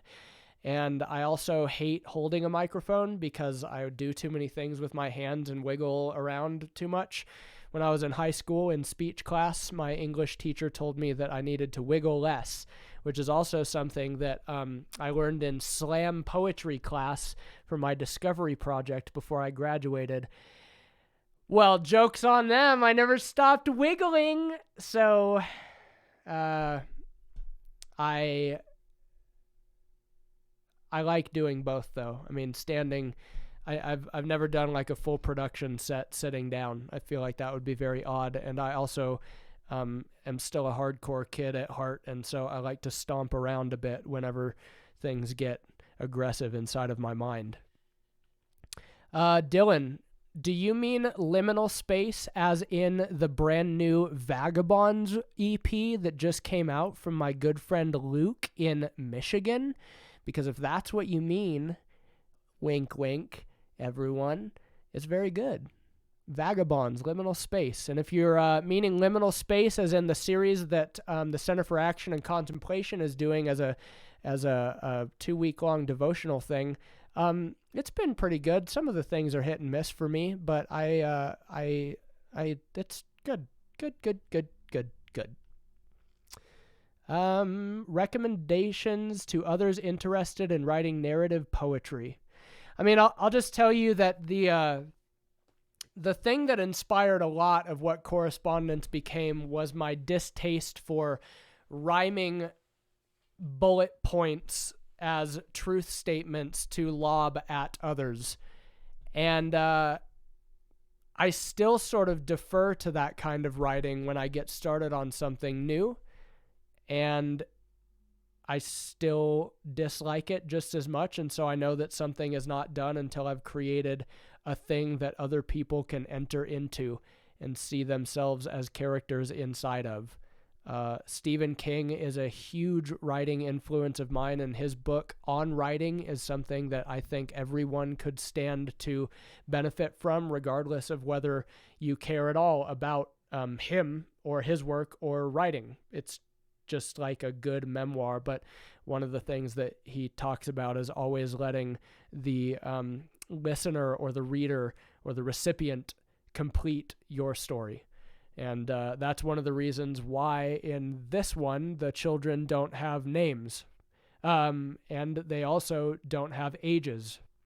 Originally, they did have ages, but I thought that it was too limiting, and I opted for old enough to comprehend and young enough to dream, which feels very universally applicable regardless of actual age numbers to me.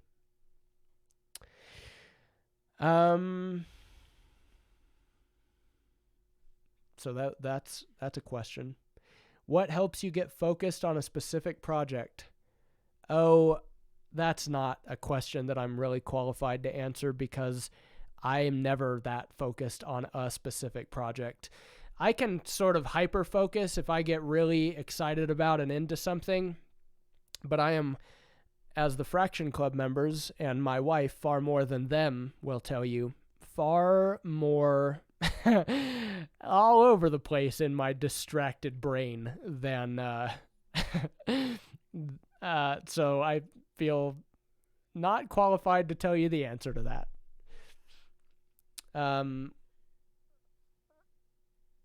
Oh, Ned, that's so good. Thank you, man. Do you have a favorite tattoo? Like in the world? Just kidding. I like my palm tattoo. It's a rose and it says "Don't sink." Speaking of correspondence, that's my favorite. Wesley, sorry. Apparently you have to ask a lot of times because I didn't see your answer until just now. Oh, Jonathan, Corpus Christi at St. John's Church within the midst of lions? Yes, I do. I remember picnic tables being set up with our food on them, and it was a big kind of hall feeling space, and it had to have been in 2010.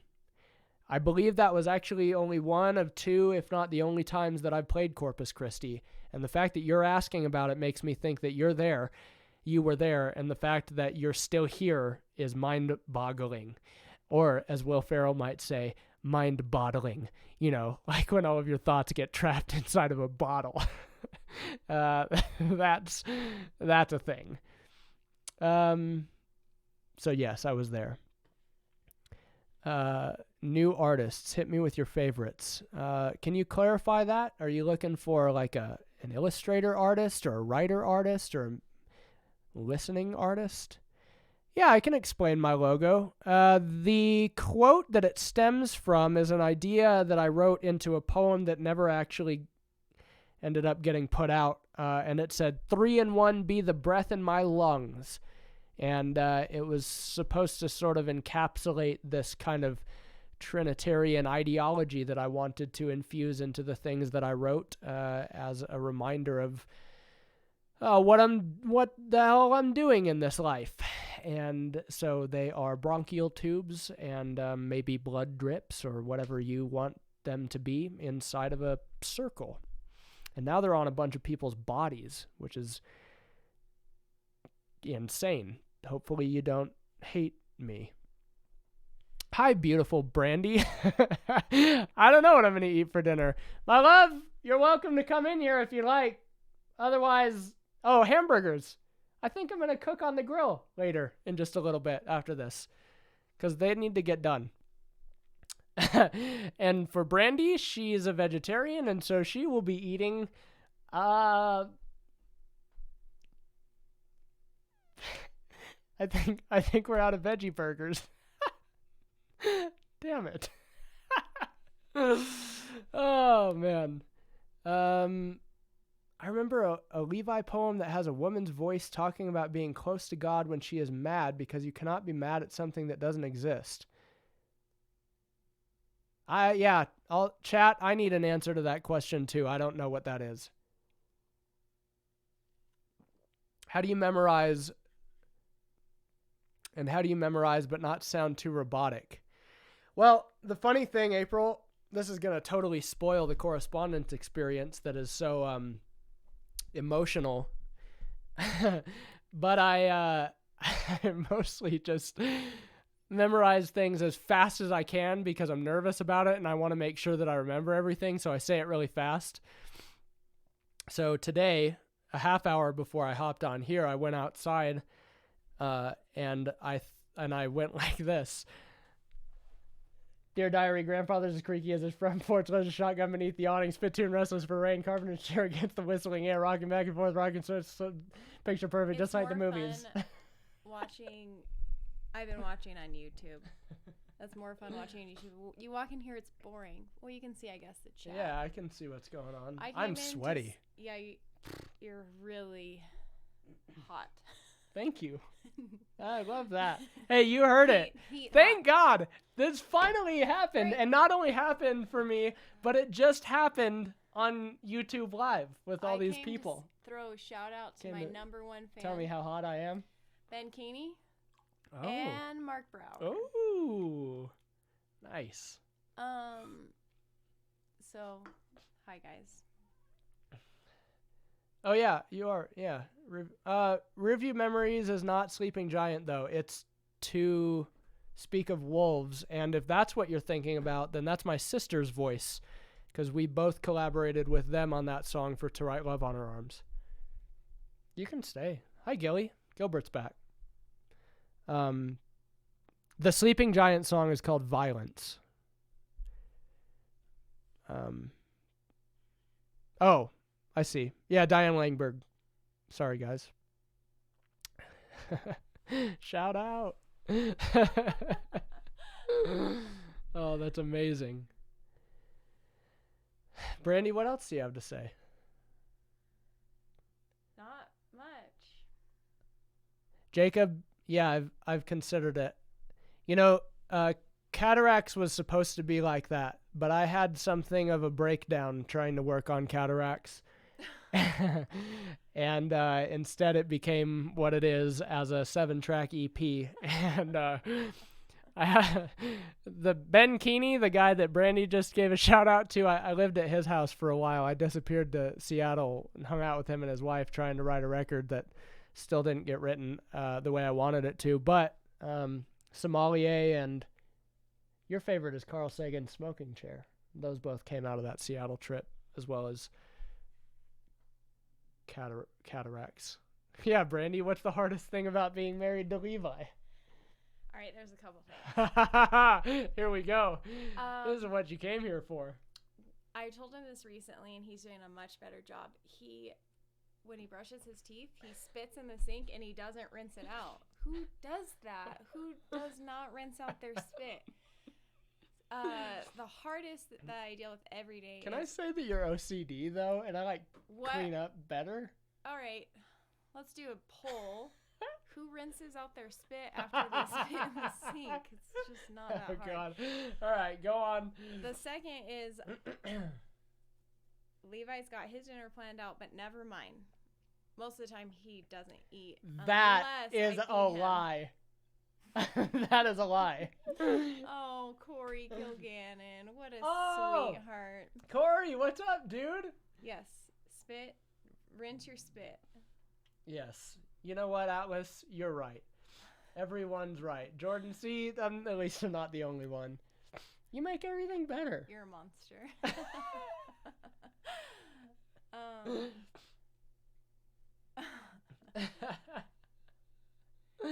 you say me, that means you rinse out the sink, right?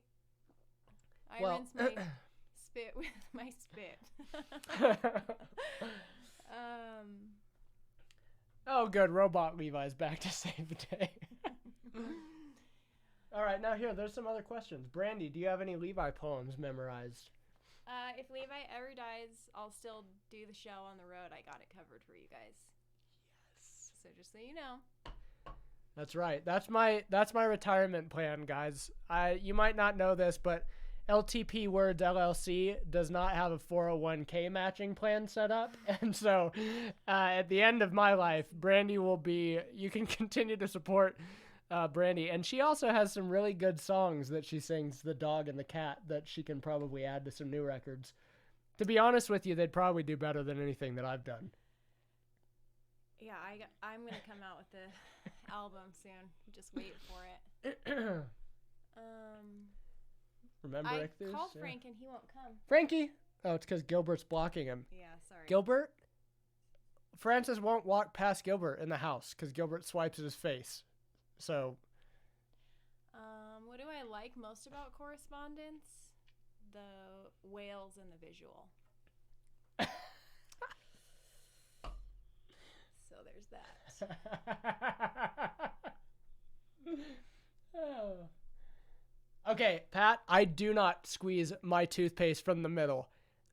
I don't do that crap. I do. She does that. So here we are balancing one another out. But that is a monstrous thing to do. No, it's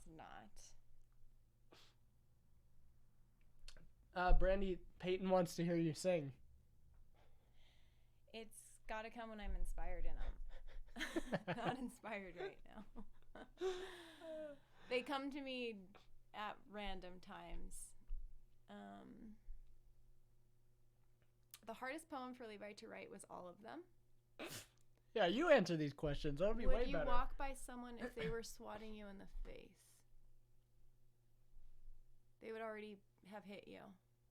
So, sure. What are you least proud of Levi for? I want to hear that. I've never thought about that. Thank you, Mark. Thank you. Brandy, don't do that. Your shout out Mark just said that's just as bad as not rinsing. No, it's not, because I clean the sink. I know this is a Correspondence Live, but cataracts help me. Hey, thanks, Sophia. I appreciate that.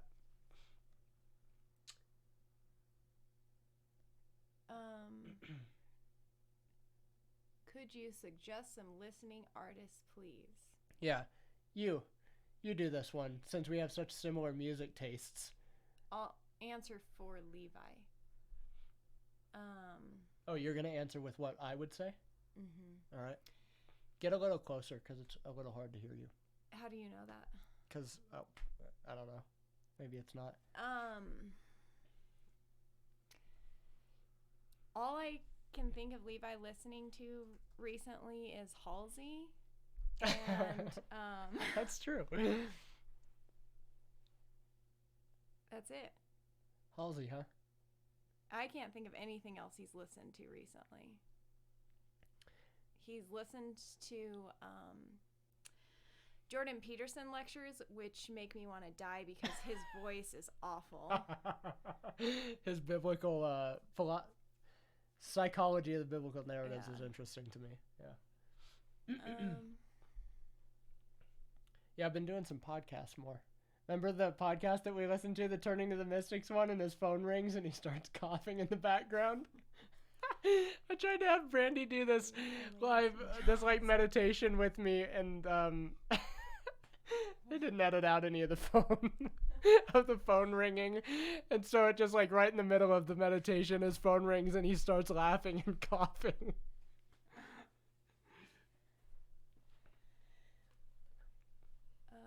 I don't hate Taylor Swift. We don't actually ever her listen to Taylor Swift. No, but though. we don't. But her documentary made me like her more. I realize that's polarizing. Our favorite show to watch together.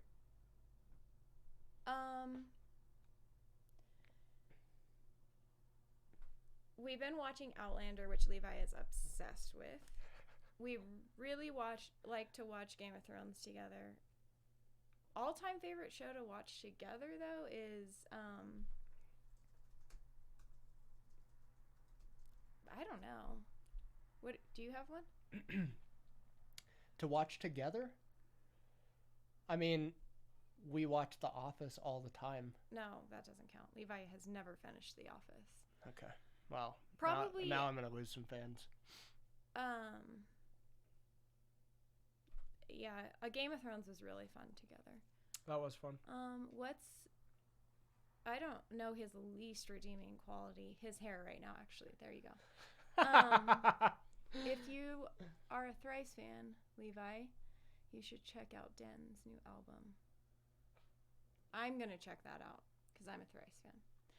Levi, do you have Disney Plus? Yes, we do. And I watched Mandalorian by myself. Yeah, but what else are we doing now with all of our extra hours on Disney Plus? Oh, we're watching all of the Marvel movies. I'm a 8-year-old boy at heart, so there you go. We just watched Black Panther last night. I had never seen it, which sounds like I'm a horrible Marvel fan, but... Oh, we didn't finish Parenthood, Corey. We need to. Oh, man. You did get us into it, though, and what happened? I don't know what happened. You don't need to finish The Office. Whatever. Wow, Ben. Fighting. We have not fighting watched Sinner. words. We haven't watched My Sinner. favorite Marvel film is Endgame.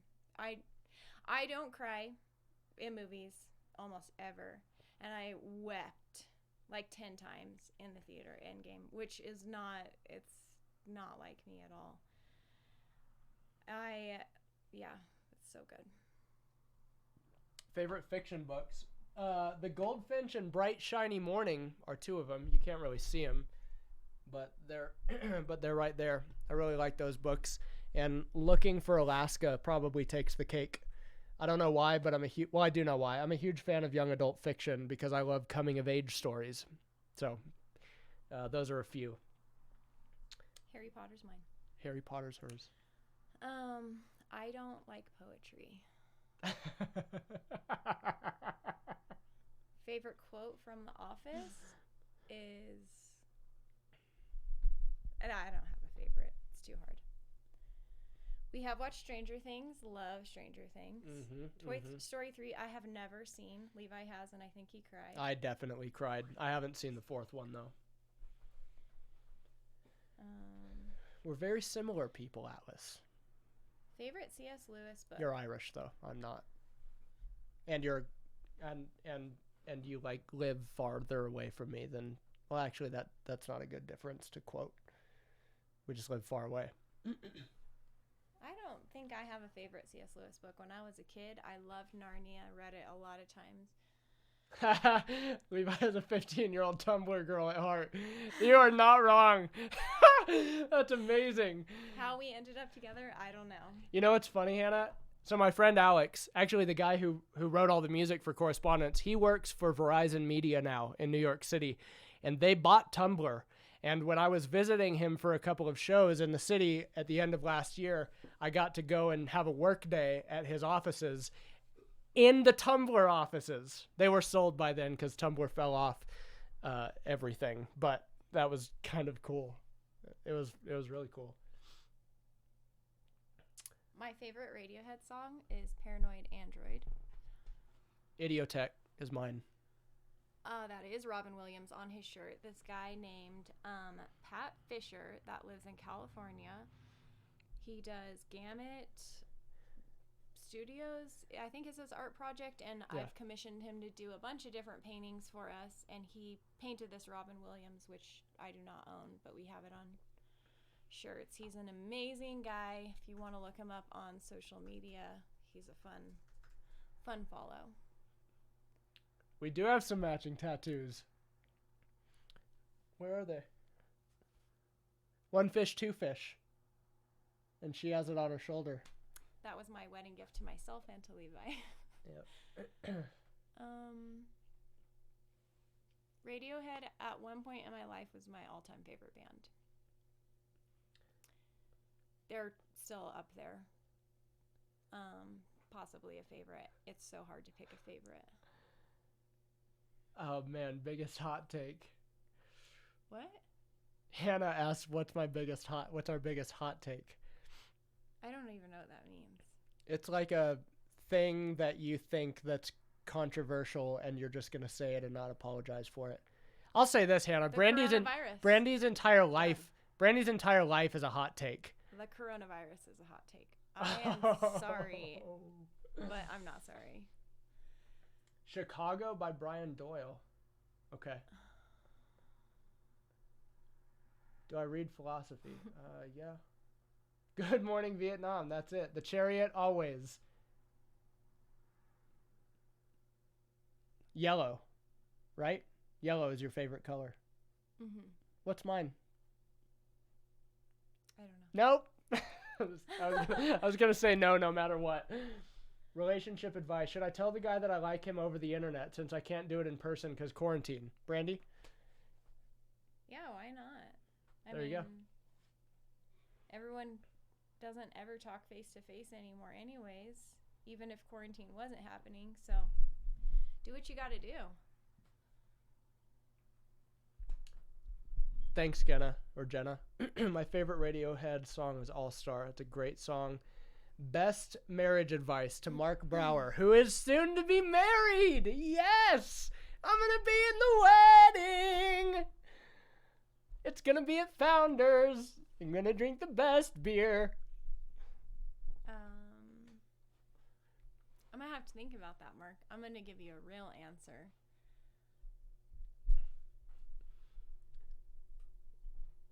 What reminds you most of your childhood and can it be found on Tumblr? I don't think so. Brandy, are you traumatized from Oh gosh. Atlas, that is such a funny question. I'm not even going to I can't tell that story. He was not supposed to tell anyone that story. Who did you tell? I don't know. I don't remember talking that much. I don't think I went in depth. Which is even scarier. I don't know why Levi keeps touching the microphone. Brandy, get close to the mic. Do you have kids? We do not. Yeah. 2. Gilbert and Francis. I hope you guys can hear me better. Gilbert's my all-time favorite best friend. Ooh, Brandy's a big podcaster. I listen to podcasts that are like he doesn't informative. Listen to podcasts. He doesn't listen to podcasts. So lately I've been listening to a podcast titled Turning to the Mystics, because a guy named James Finley is sort of dissecting a bunch of Thomas Merton books and things, and I really, really enjoy Thomas Merton. So that's one of them, and I'll just keep it at that. But I can give you guys a list later. I just read a comment that says, "This has been great, but I wish there was more talk answers about correspondence and you're working through." Oh, good. So I'm going to take my leave. It's been so great. I really just came in to say hi to a couple people. Everyone. You. I love you.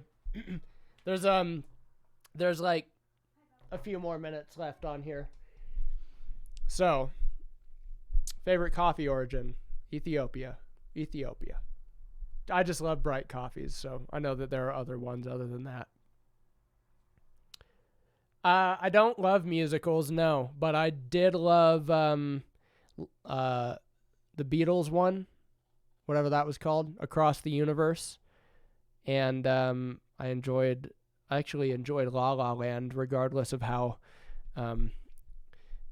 everyone got so mad about how whitewashed it was. I'm drinking an English. It's a West Coast India Pale Ale, brewed and packaged in Corrales, New Mexico. Okay, somebody asked about, let's see, where is this? All right, John, you wanted more questions about correspondence. Do you have any of those? Because I would be happy to answer them for you. I like natural more, Benjamin, because I think that I like to live on. Well, actually, the 9 in me wants to live on the wild side where anything goes. The 1 in me wants to be terrified all the time. So when it comes to coffee, though, I can let some of the terror go and enjoy a nice natural Ethiopian. Oh, thanks, Jacob. I appreciate that. If I was a character and looking for Alaska, who would I be and why? Dang it, I do need Brandy. Brandy! Brandy! What character did we decide I was in looking for Alaska? I thought we did. Okay. I'm not sure. I'll think about that while I answer a couple other questions that First inspiration for correspondence. Well, it probably came from playing shows with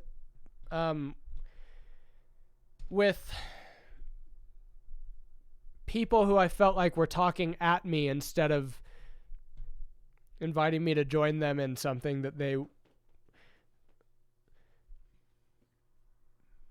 How do I say that?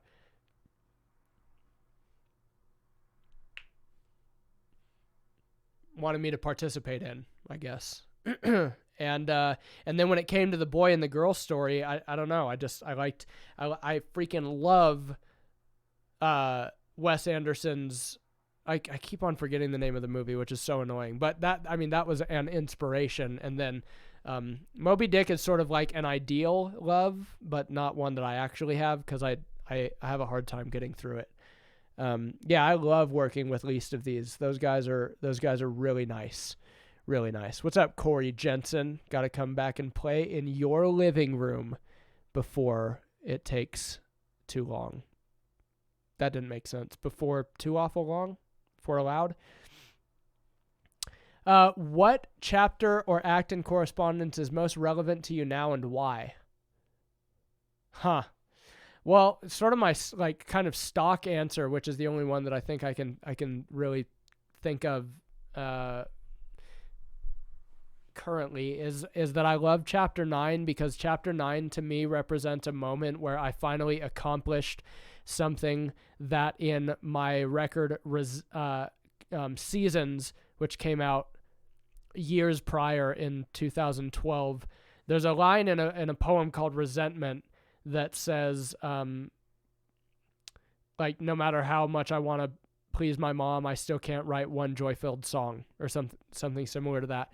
And then you've got chapter 9, which is like backflips, and when I do it live, it's got gainers in it. And sometimes when I perform it, I will make more jokes about the acoustic guitar guy and how it's actually a vineyard worship music leader who's interrupting someone's drinking binge where they're having a really nice conversation around a campfire, and he wants to sing "I'm Coming Back to the Heart of Worship" and drink his water.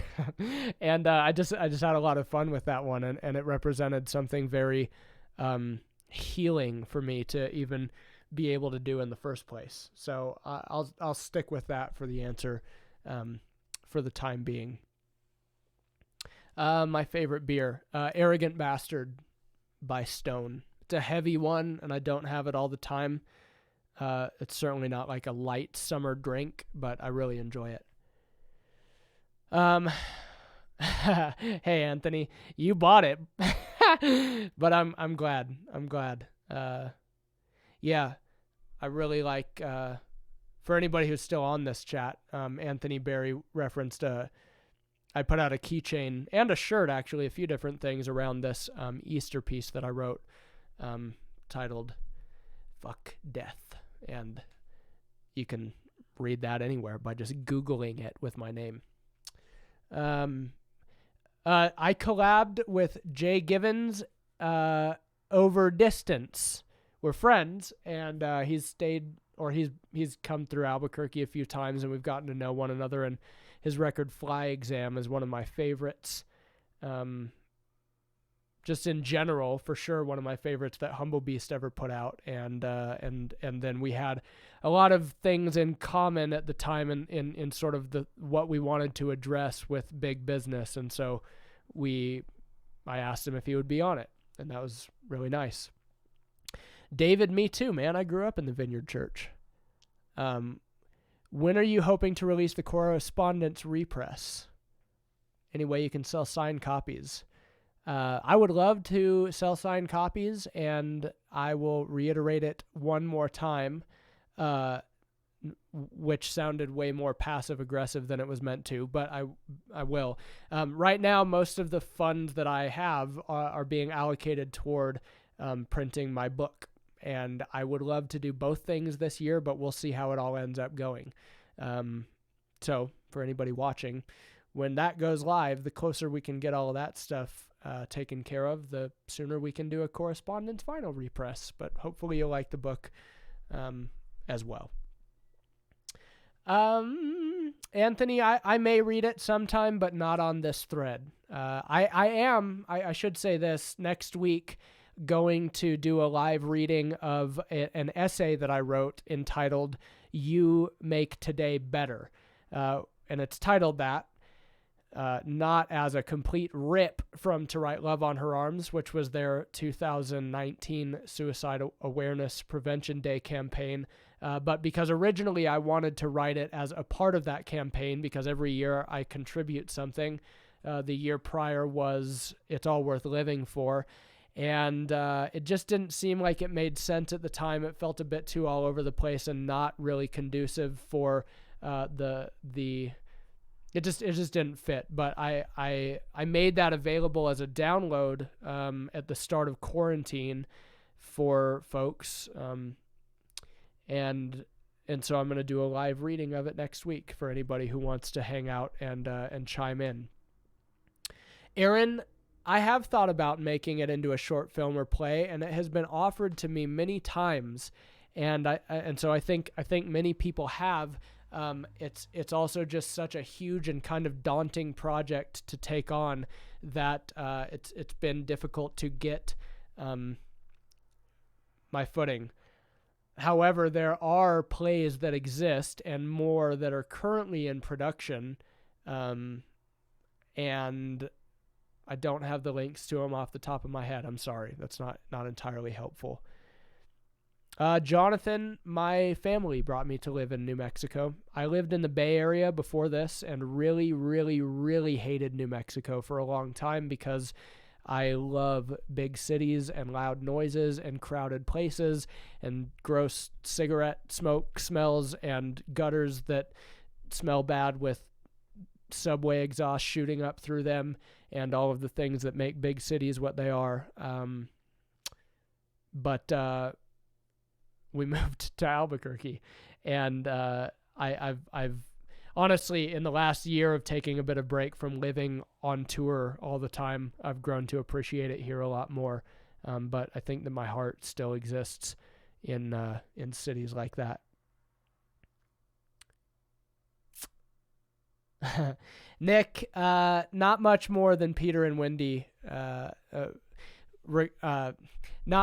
No is the answer. That line about to die will be an awfully big adventure. I actually made that a part of a series of limited edition prints that we put out when Correspondence came out, and I failed to cite it appropriately, and so I kind of got some. It's funny because I just assumed it was such a universal thing that it was like, oh yeah, obviously this is from Hook, but it wasn't. So I had to take a couple of steps back and apologize and make sure that the reference was given the credit it was due, but that was the only thing. So any chance you'll come up to Canada for some shows? I would freaking love that, Spencer. I've played in Canada. I've actually played in Saskatoon before, and I would love to be able to come back. And one of my very, very, very good friends, who I've done a podcast with before and may do again, his name is Mark, although I call him the British bastard. He's from London and he's a bastard. But he lives in Lethbridge, and I've gone up there a few times for shows and just to visit. So, do you and Dan Smith have any plans? Oh yeah, we'll eat dinner together at some point in time again. We're gonna eat dinner together. We're gonna hug one another. We're gonna giggle. We're probably going to do an overnight drive sometime, or 3 or 7 in a row, and like get kind of mad and not talk to each other for just like a little bit because we're cranky. And then we're going to probably eat some more food, and that'll make us feel like hugging again, and we'll just do it all over. Fat Bradley 1, much love to you as well.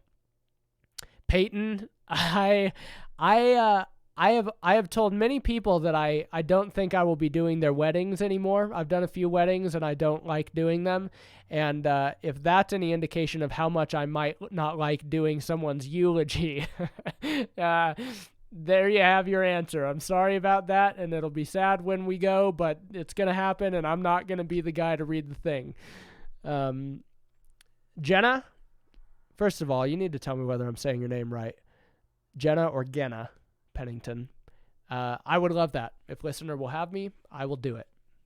Those guys are some of the best folks ever. I have seen White Collar's new show, and I love them, and I love it. I love it. It's very good. All right. How do I get rid of this quarantine? That's a good question. I have no idea. You have to do my wedding. Okay, so Danielle, Mark, the guy above you on this comment thread, he's a good friend of mine. If I was going to do anybody's wedding, it would be his, and I'm not going to do his wedding. So, sorry, but it's just not going to happen. Do I believe in aliens? I don't know. I don't not believe in aliens. That'd be nice. Other favorite poets. Yeah. Buddy Wakefield is phenomenal. His work is phenomenal. Like, at the start of this quarantine, I think I played 4.5 hours worth of old, really bad iPhone recordings of Buddy Wakefield poems on YouTube. And so that was fun. He's a guy. Andrea Gibson just came out with a really, really good new poem. It's just a lyric video, but I thought that it was quite beautiful. Obviously, Dan. There's a guy named Chris Bernstorff who's a friend of mine, and he's got he's kind of in the same scene that I'm in, and he's definitely smarter than I am, and like went to school for lots of things, and like it's crazy listening to some of his stuff. So Chris Bernstorff is great too. Katrina, you asked, what's the meaning behind putting the same lines in every album? I'm going to interpret that to mean that I have repeating lyrics. I just like weaving records together. I think that it adds to kind of the narrative form of the things that I love the most. And so it can be viewed in awful ways, like, oh, how egocentric, you're so self-referential and meta, and that's ridiculous. But there's another part of it where for me, it's like, okay, this is bringing a conclusion to this piece from this other thing, or, oh, wow, I'm kind of talking about similar topics here or whatever. And so I like kind of the repetitive nature of things and leaving little Easter eggs in places for people. I do have some house plants. Yeah, we've got some plants around the house. Got a fiddle leaf plant. It's not doing the best right now, but it's gonna get there. Patience, that'd be really nice. Yeah, Chris likes to say that a lot. Just about anything. Vodka seltzer, that's pretty nice.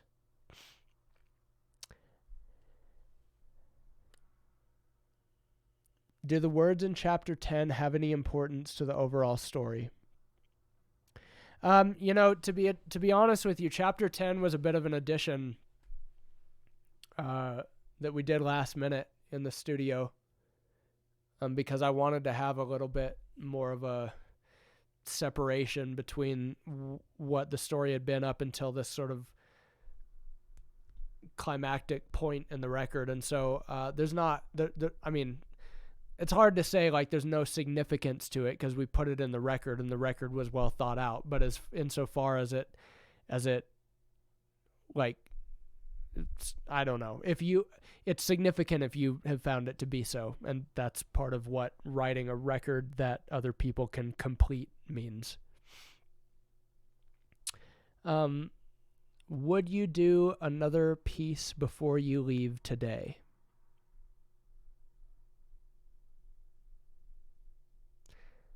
Oh,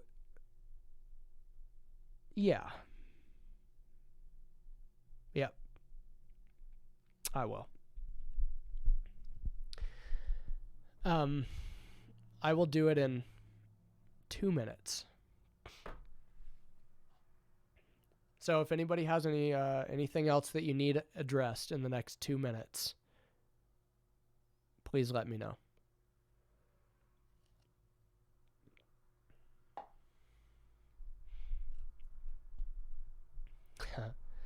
Dear pianist, huh? I don't think I know it. I don't think I know it all the way. Sorry, guys. But I'll do another piece. Yep.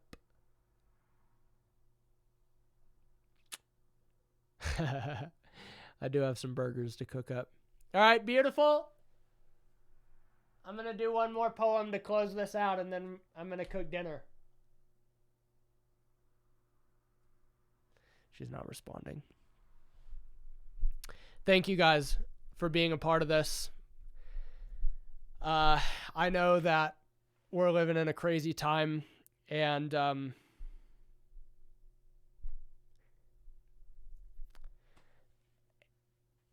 also know that many of the people who are drawn to some of the work that I have put out might be experiencing the craziest of the crazy time, because I know that a lot of people resonate with me around matters such as mental health and things like that I've spoken very frequently, and however I've spoken about it, I just have been aware of the fact that the people who listen to me and follow me and are hearing things from me are who they are. Like, I am who I am. Wow, that's a loud motorcycle. Caveat, I hate loud motorcycles, so that's something. And so with that said, I hope that you're doing as well as you possibly can be doing during a time that has not made it easy for many people to do as well as they possibly can be doing. And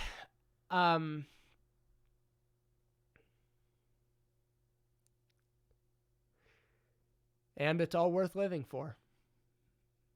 So I just had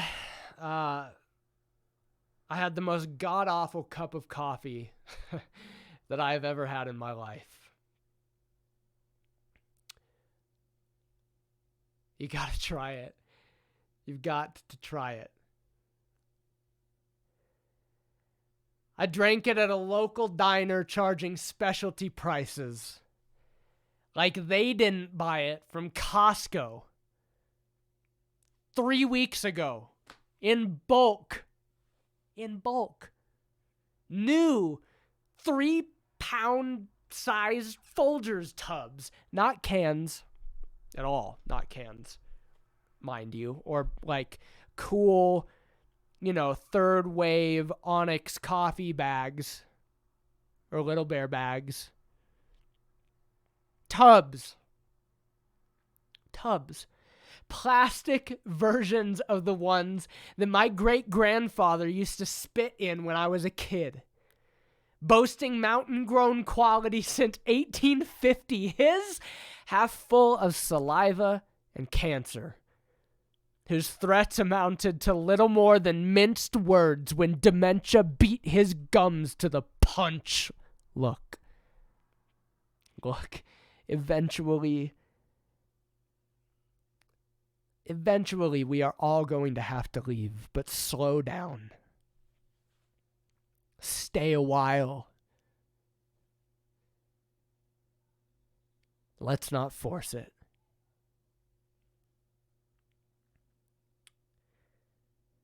Gigi used to shuffle down the hallway through shag carpet that covered the house with tentacles, or a 1,200 square foot trampoline like Jesus, the only name that he never used in vain.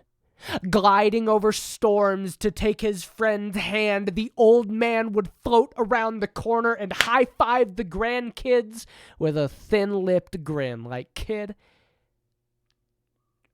you have no idea what life is." I want to find out. We had to jump to reach his hand, and the smack of our skin sounded like a pop tab cracking into the morning Budweiser he'd drink as religiously as you'd sip a cup of coffee at 7 a.m. He's all beautiful and weathered and leather-skinned, like maybe gutting so much of that dip throughout the years finally began challenging just how much a body is able to tolerate before it starts to break down. I know you ask yourself the same question all of the time. Spit it out. I'm still here. We are still here. And still might be as much of a miracle as here ever was in the first place, so let's not waste it. We are still here to make a memory today. Trying to cover up the taste with cinnamon and mocha powder, neither of which quite get the burn out, but we know how that goes. And you've got enough experience with people trying to tame solar flares with band-aids to know that sprinkling platitudes onto the scars on your arms will not be enough to convince anyone that life is beautiful. But maybe the wonder of another human being actually sitting here and subjecting him or her or themselves to drink this for the sake of being in your presence will. Anyway, I will tell you all about it if you want me to.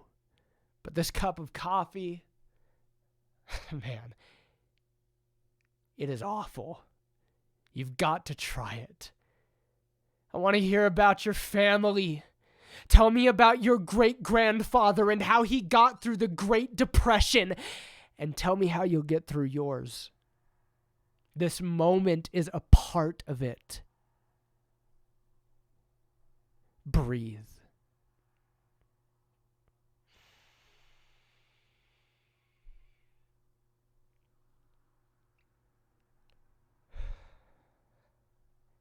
I want to high-five my son's son wearing whatever vintage is 65 years from now with beauty and pain and wonder and presence written into the fault lines all over my face like I have made my mistakes. And the earthquakes are real, but they shape you. And the ravines created are gorgeous places to let the sunlight cast its shadows through. We can hold one another's hands in the process. I'll let you squeeze until mine breaks if you must, but don't let go.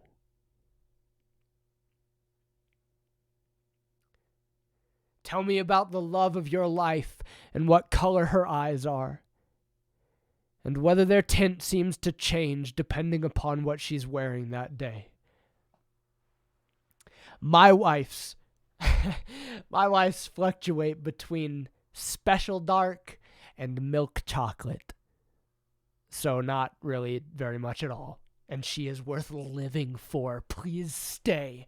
I know you need ears to hear this kind of thing, and I know that those kinds of ears are miracles. I know that it is not as simple as simply being committed to either life or death, but while there is still breath in both of our lungs, then there is still time for me to say, please stay.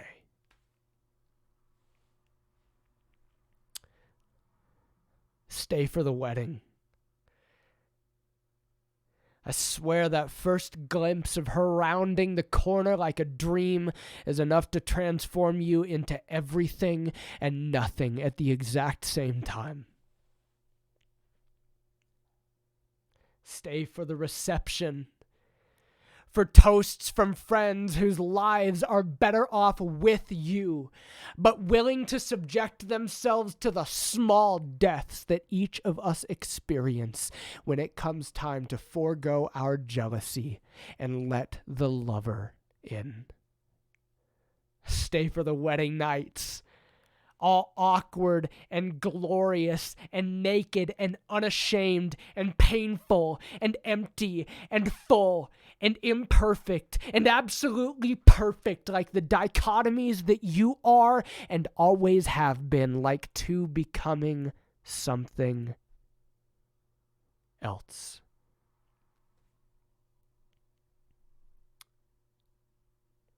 Stay for the fights.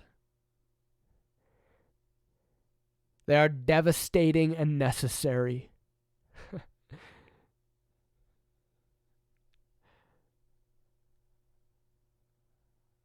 And if you are able to temper the moment, then I will be the lightning rod that you will need to strike over a cup of bad, overpriced coffee at 4 a.m.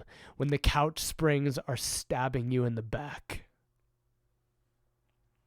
I won't say a word unless you want me to.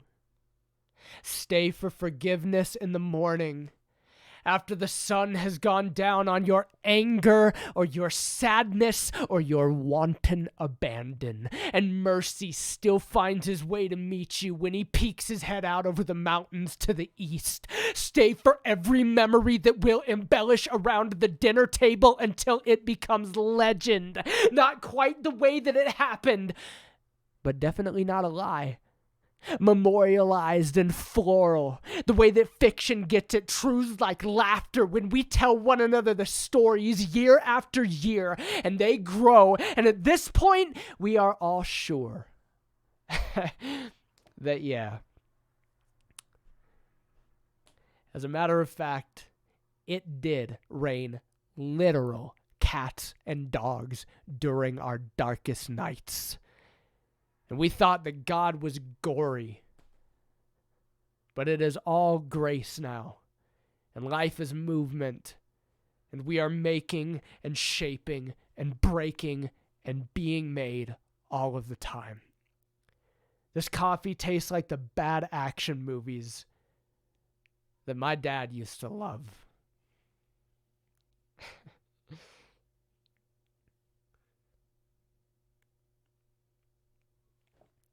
I imagine him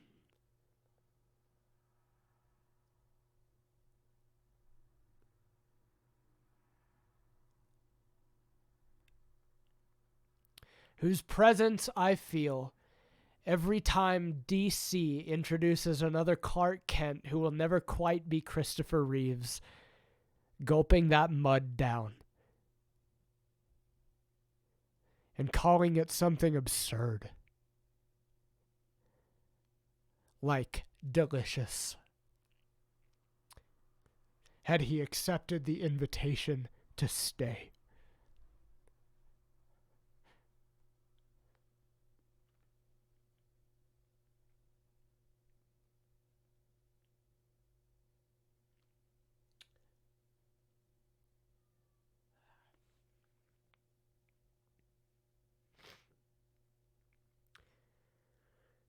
The way that I love to help him light the pilot beneath the hot water heater in the house that we grew up in. Legend. He needs you. She needs you. They need you. We need you. I need you. Please stay. Find what you were made for. I just had the most god-awful cup of coffee that I have ever had in my life. You've got to try it. It's all worth living for. It tastes like a morning liturgy and my great-grandfather's high fives. Don't forget that there are voices on the outside of your head, too. And they sound like futures.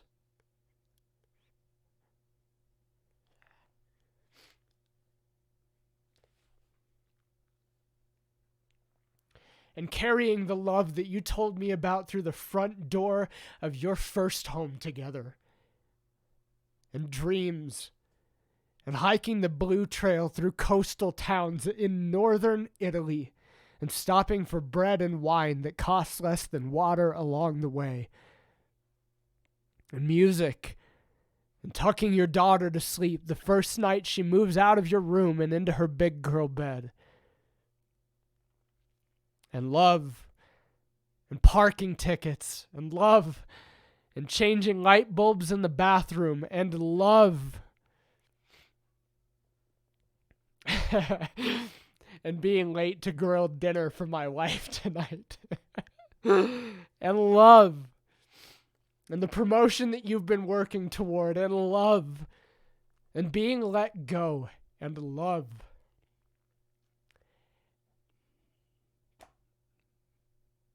And whatever is going on in the world right now, and love. And holding your friends close when they are breaking into pieces, and love. And your friends holding you close when you are breaking into pieces, and love. And everything that we have to tell one another about where we came from and where we want to go, and love. And all of the help needed to get there, and love, and love, and love, and love, and love, and love, and love, and love, and love, and love, and love, and love.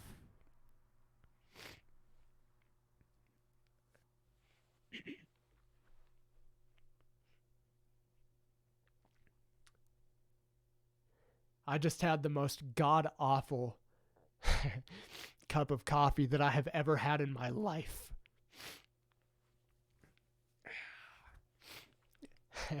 You guys want to have one with me? Thanks, everybody. I appreciate you hanging out with me tonight. This was really nice. Love y'all. We'll see you next time.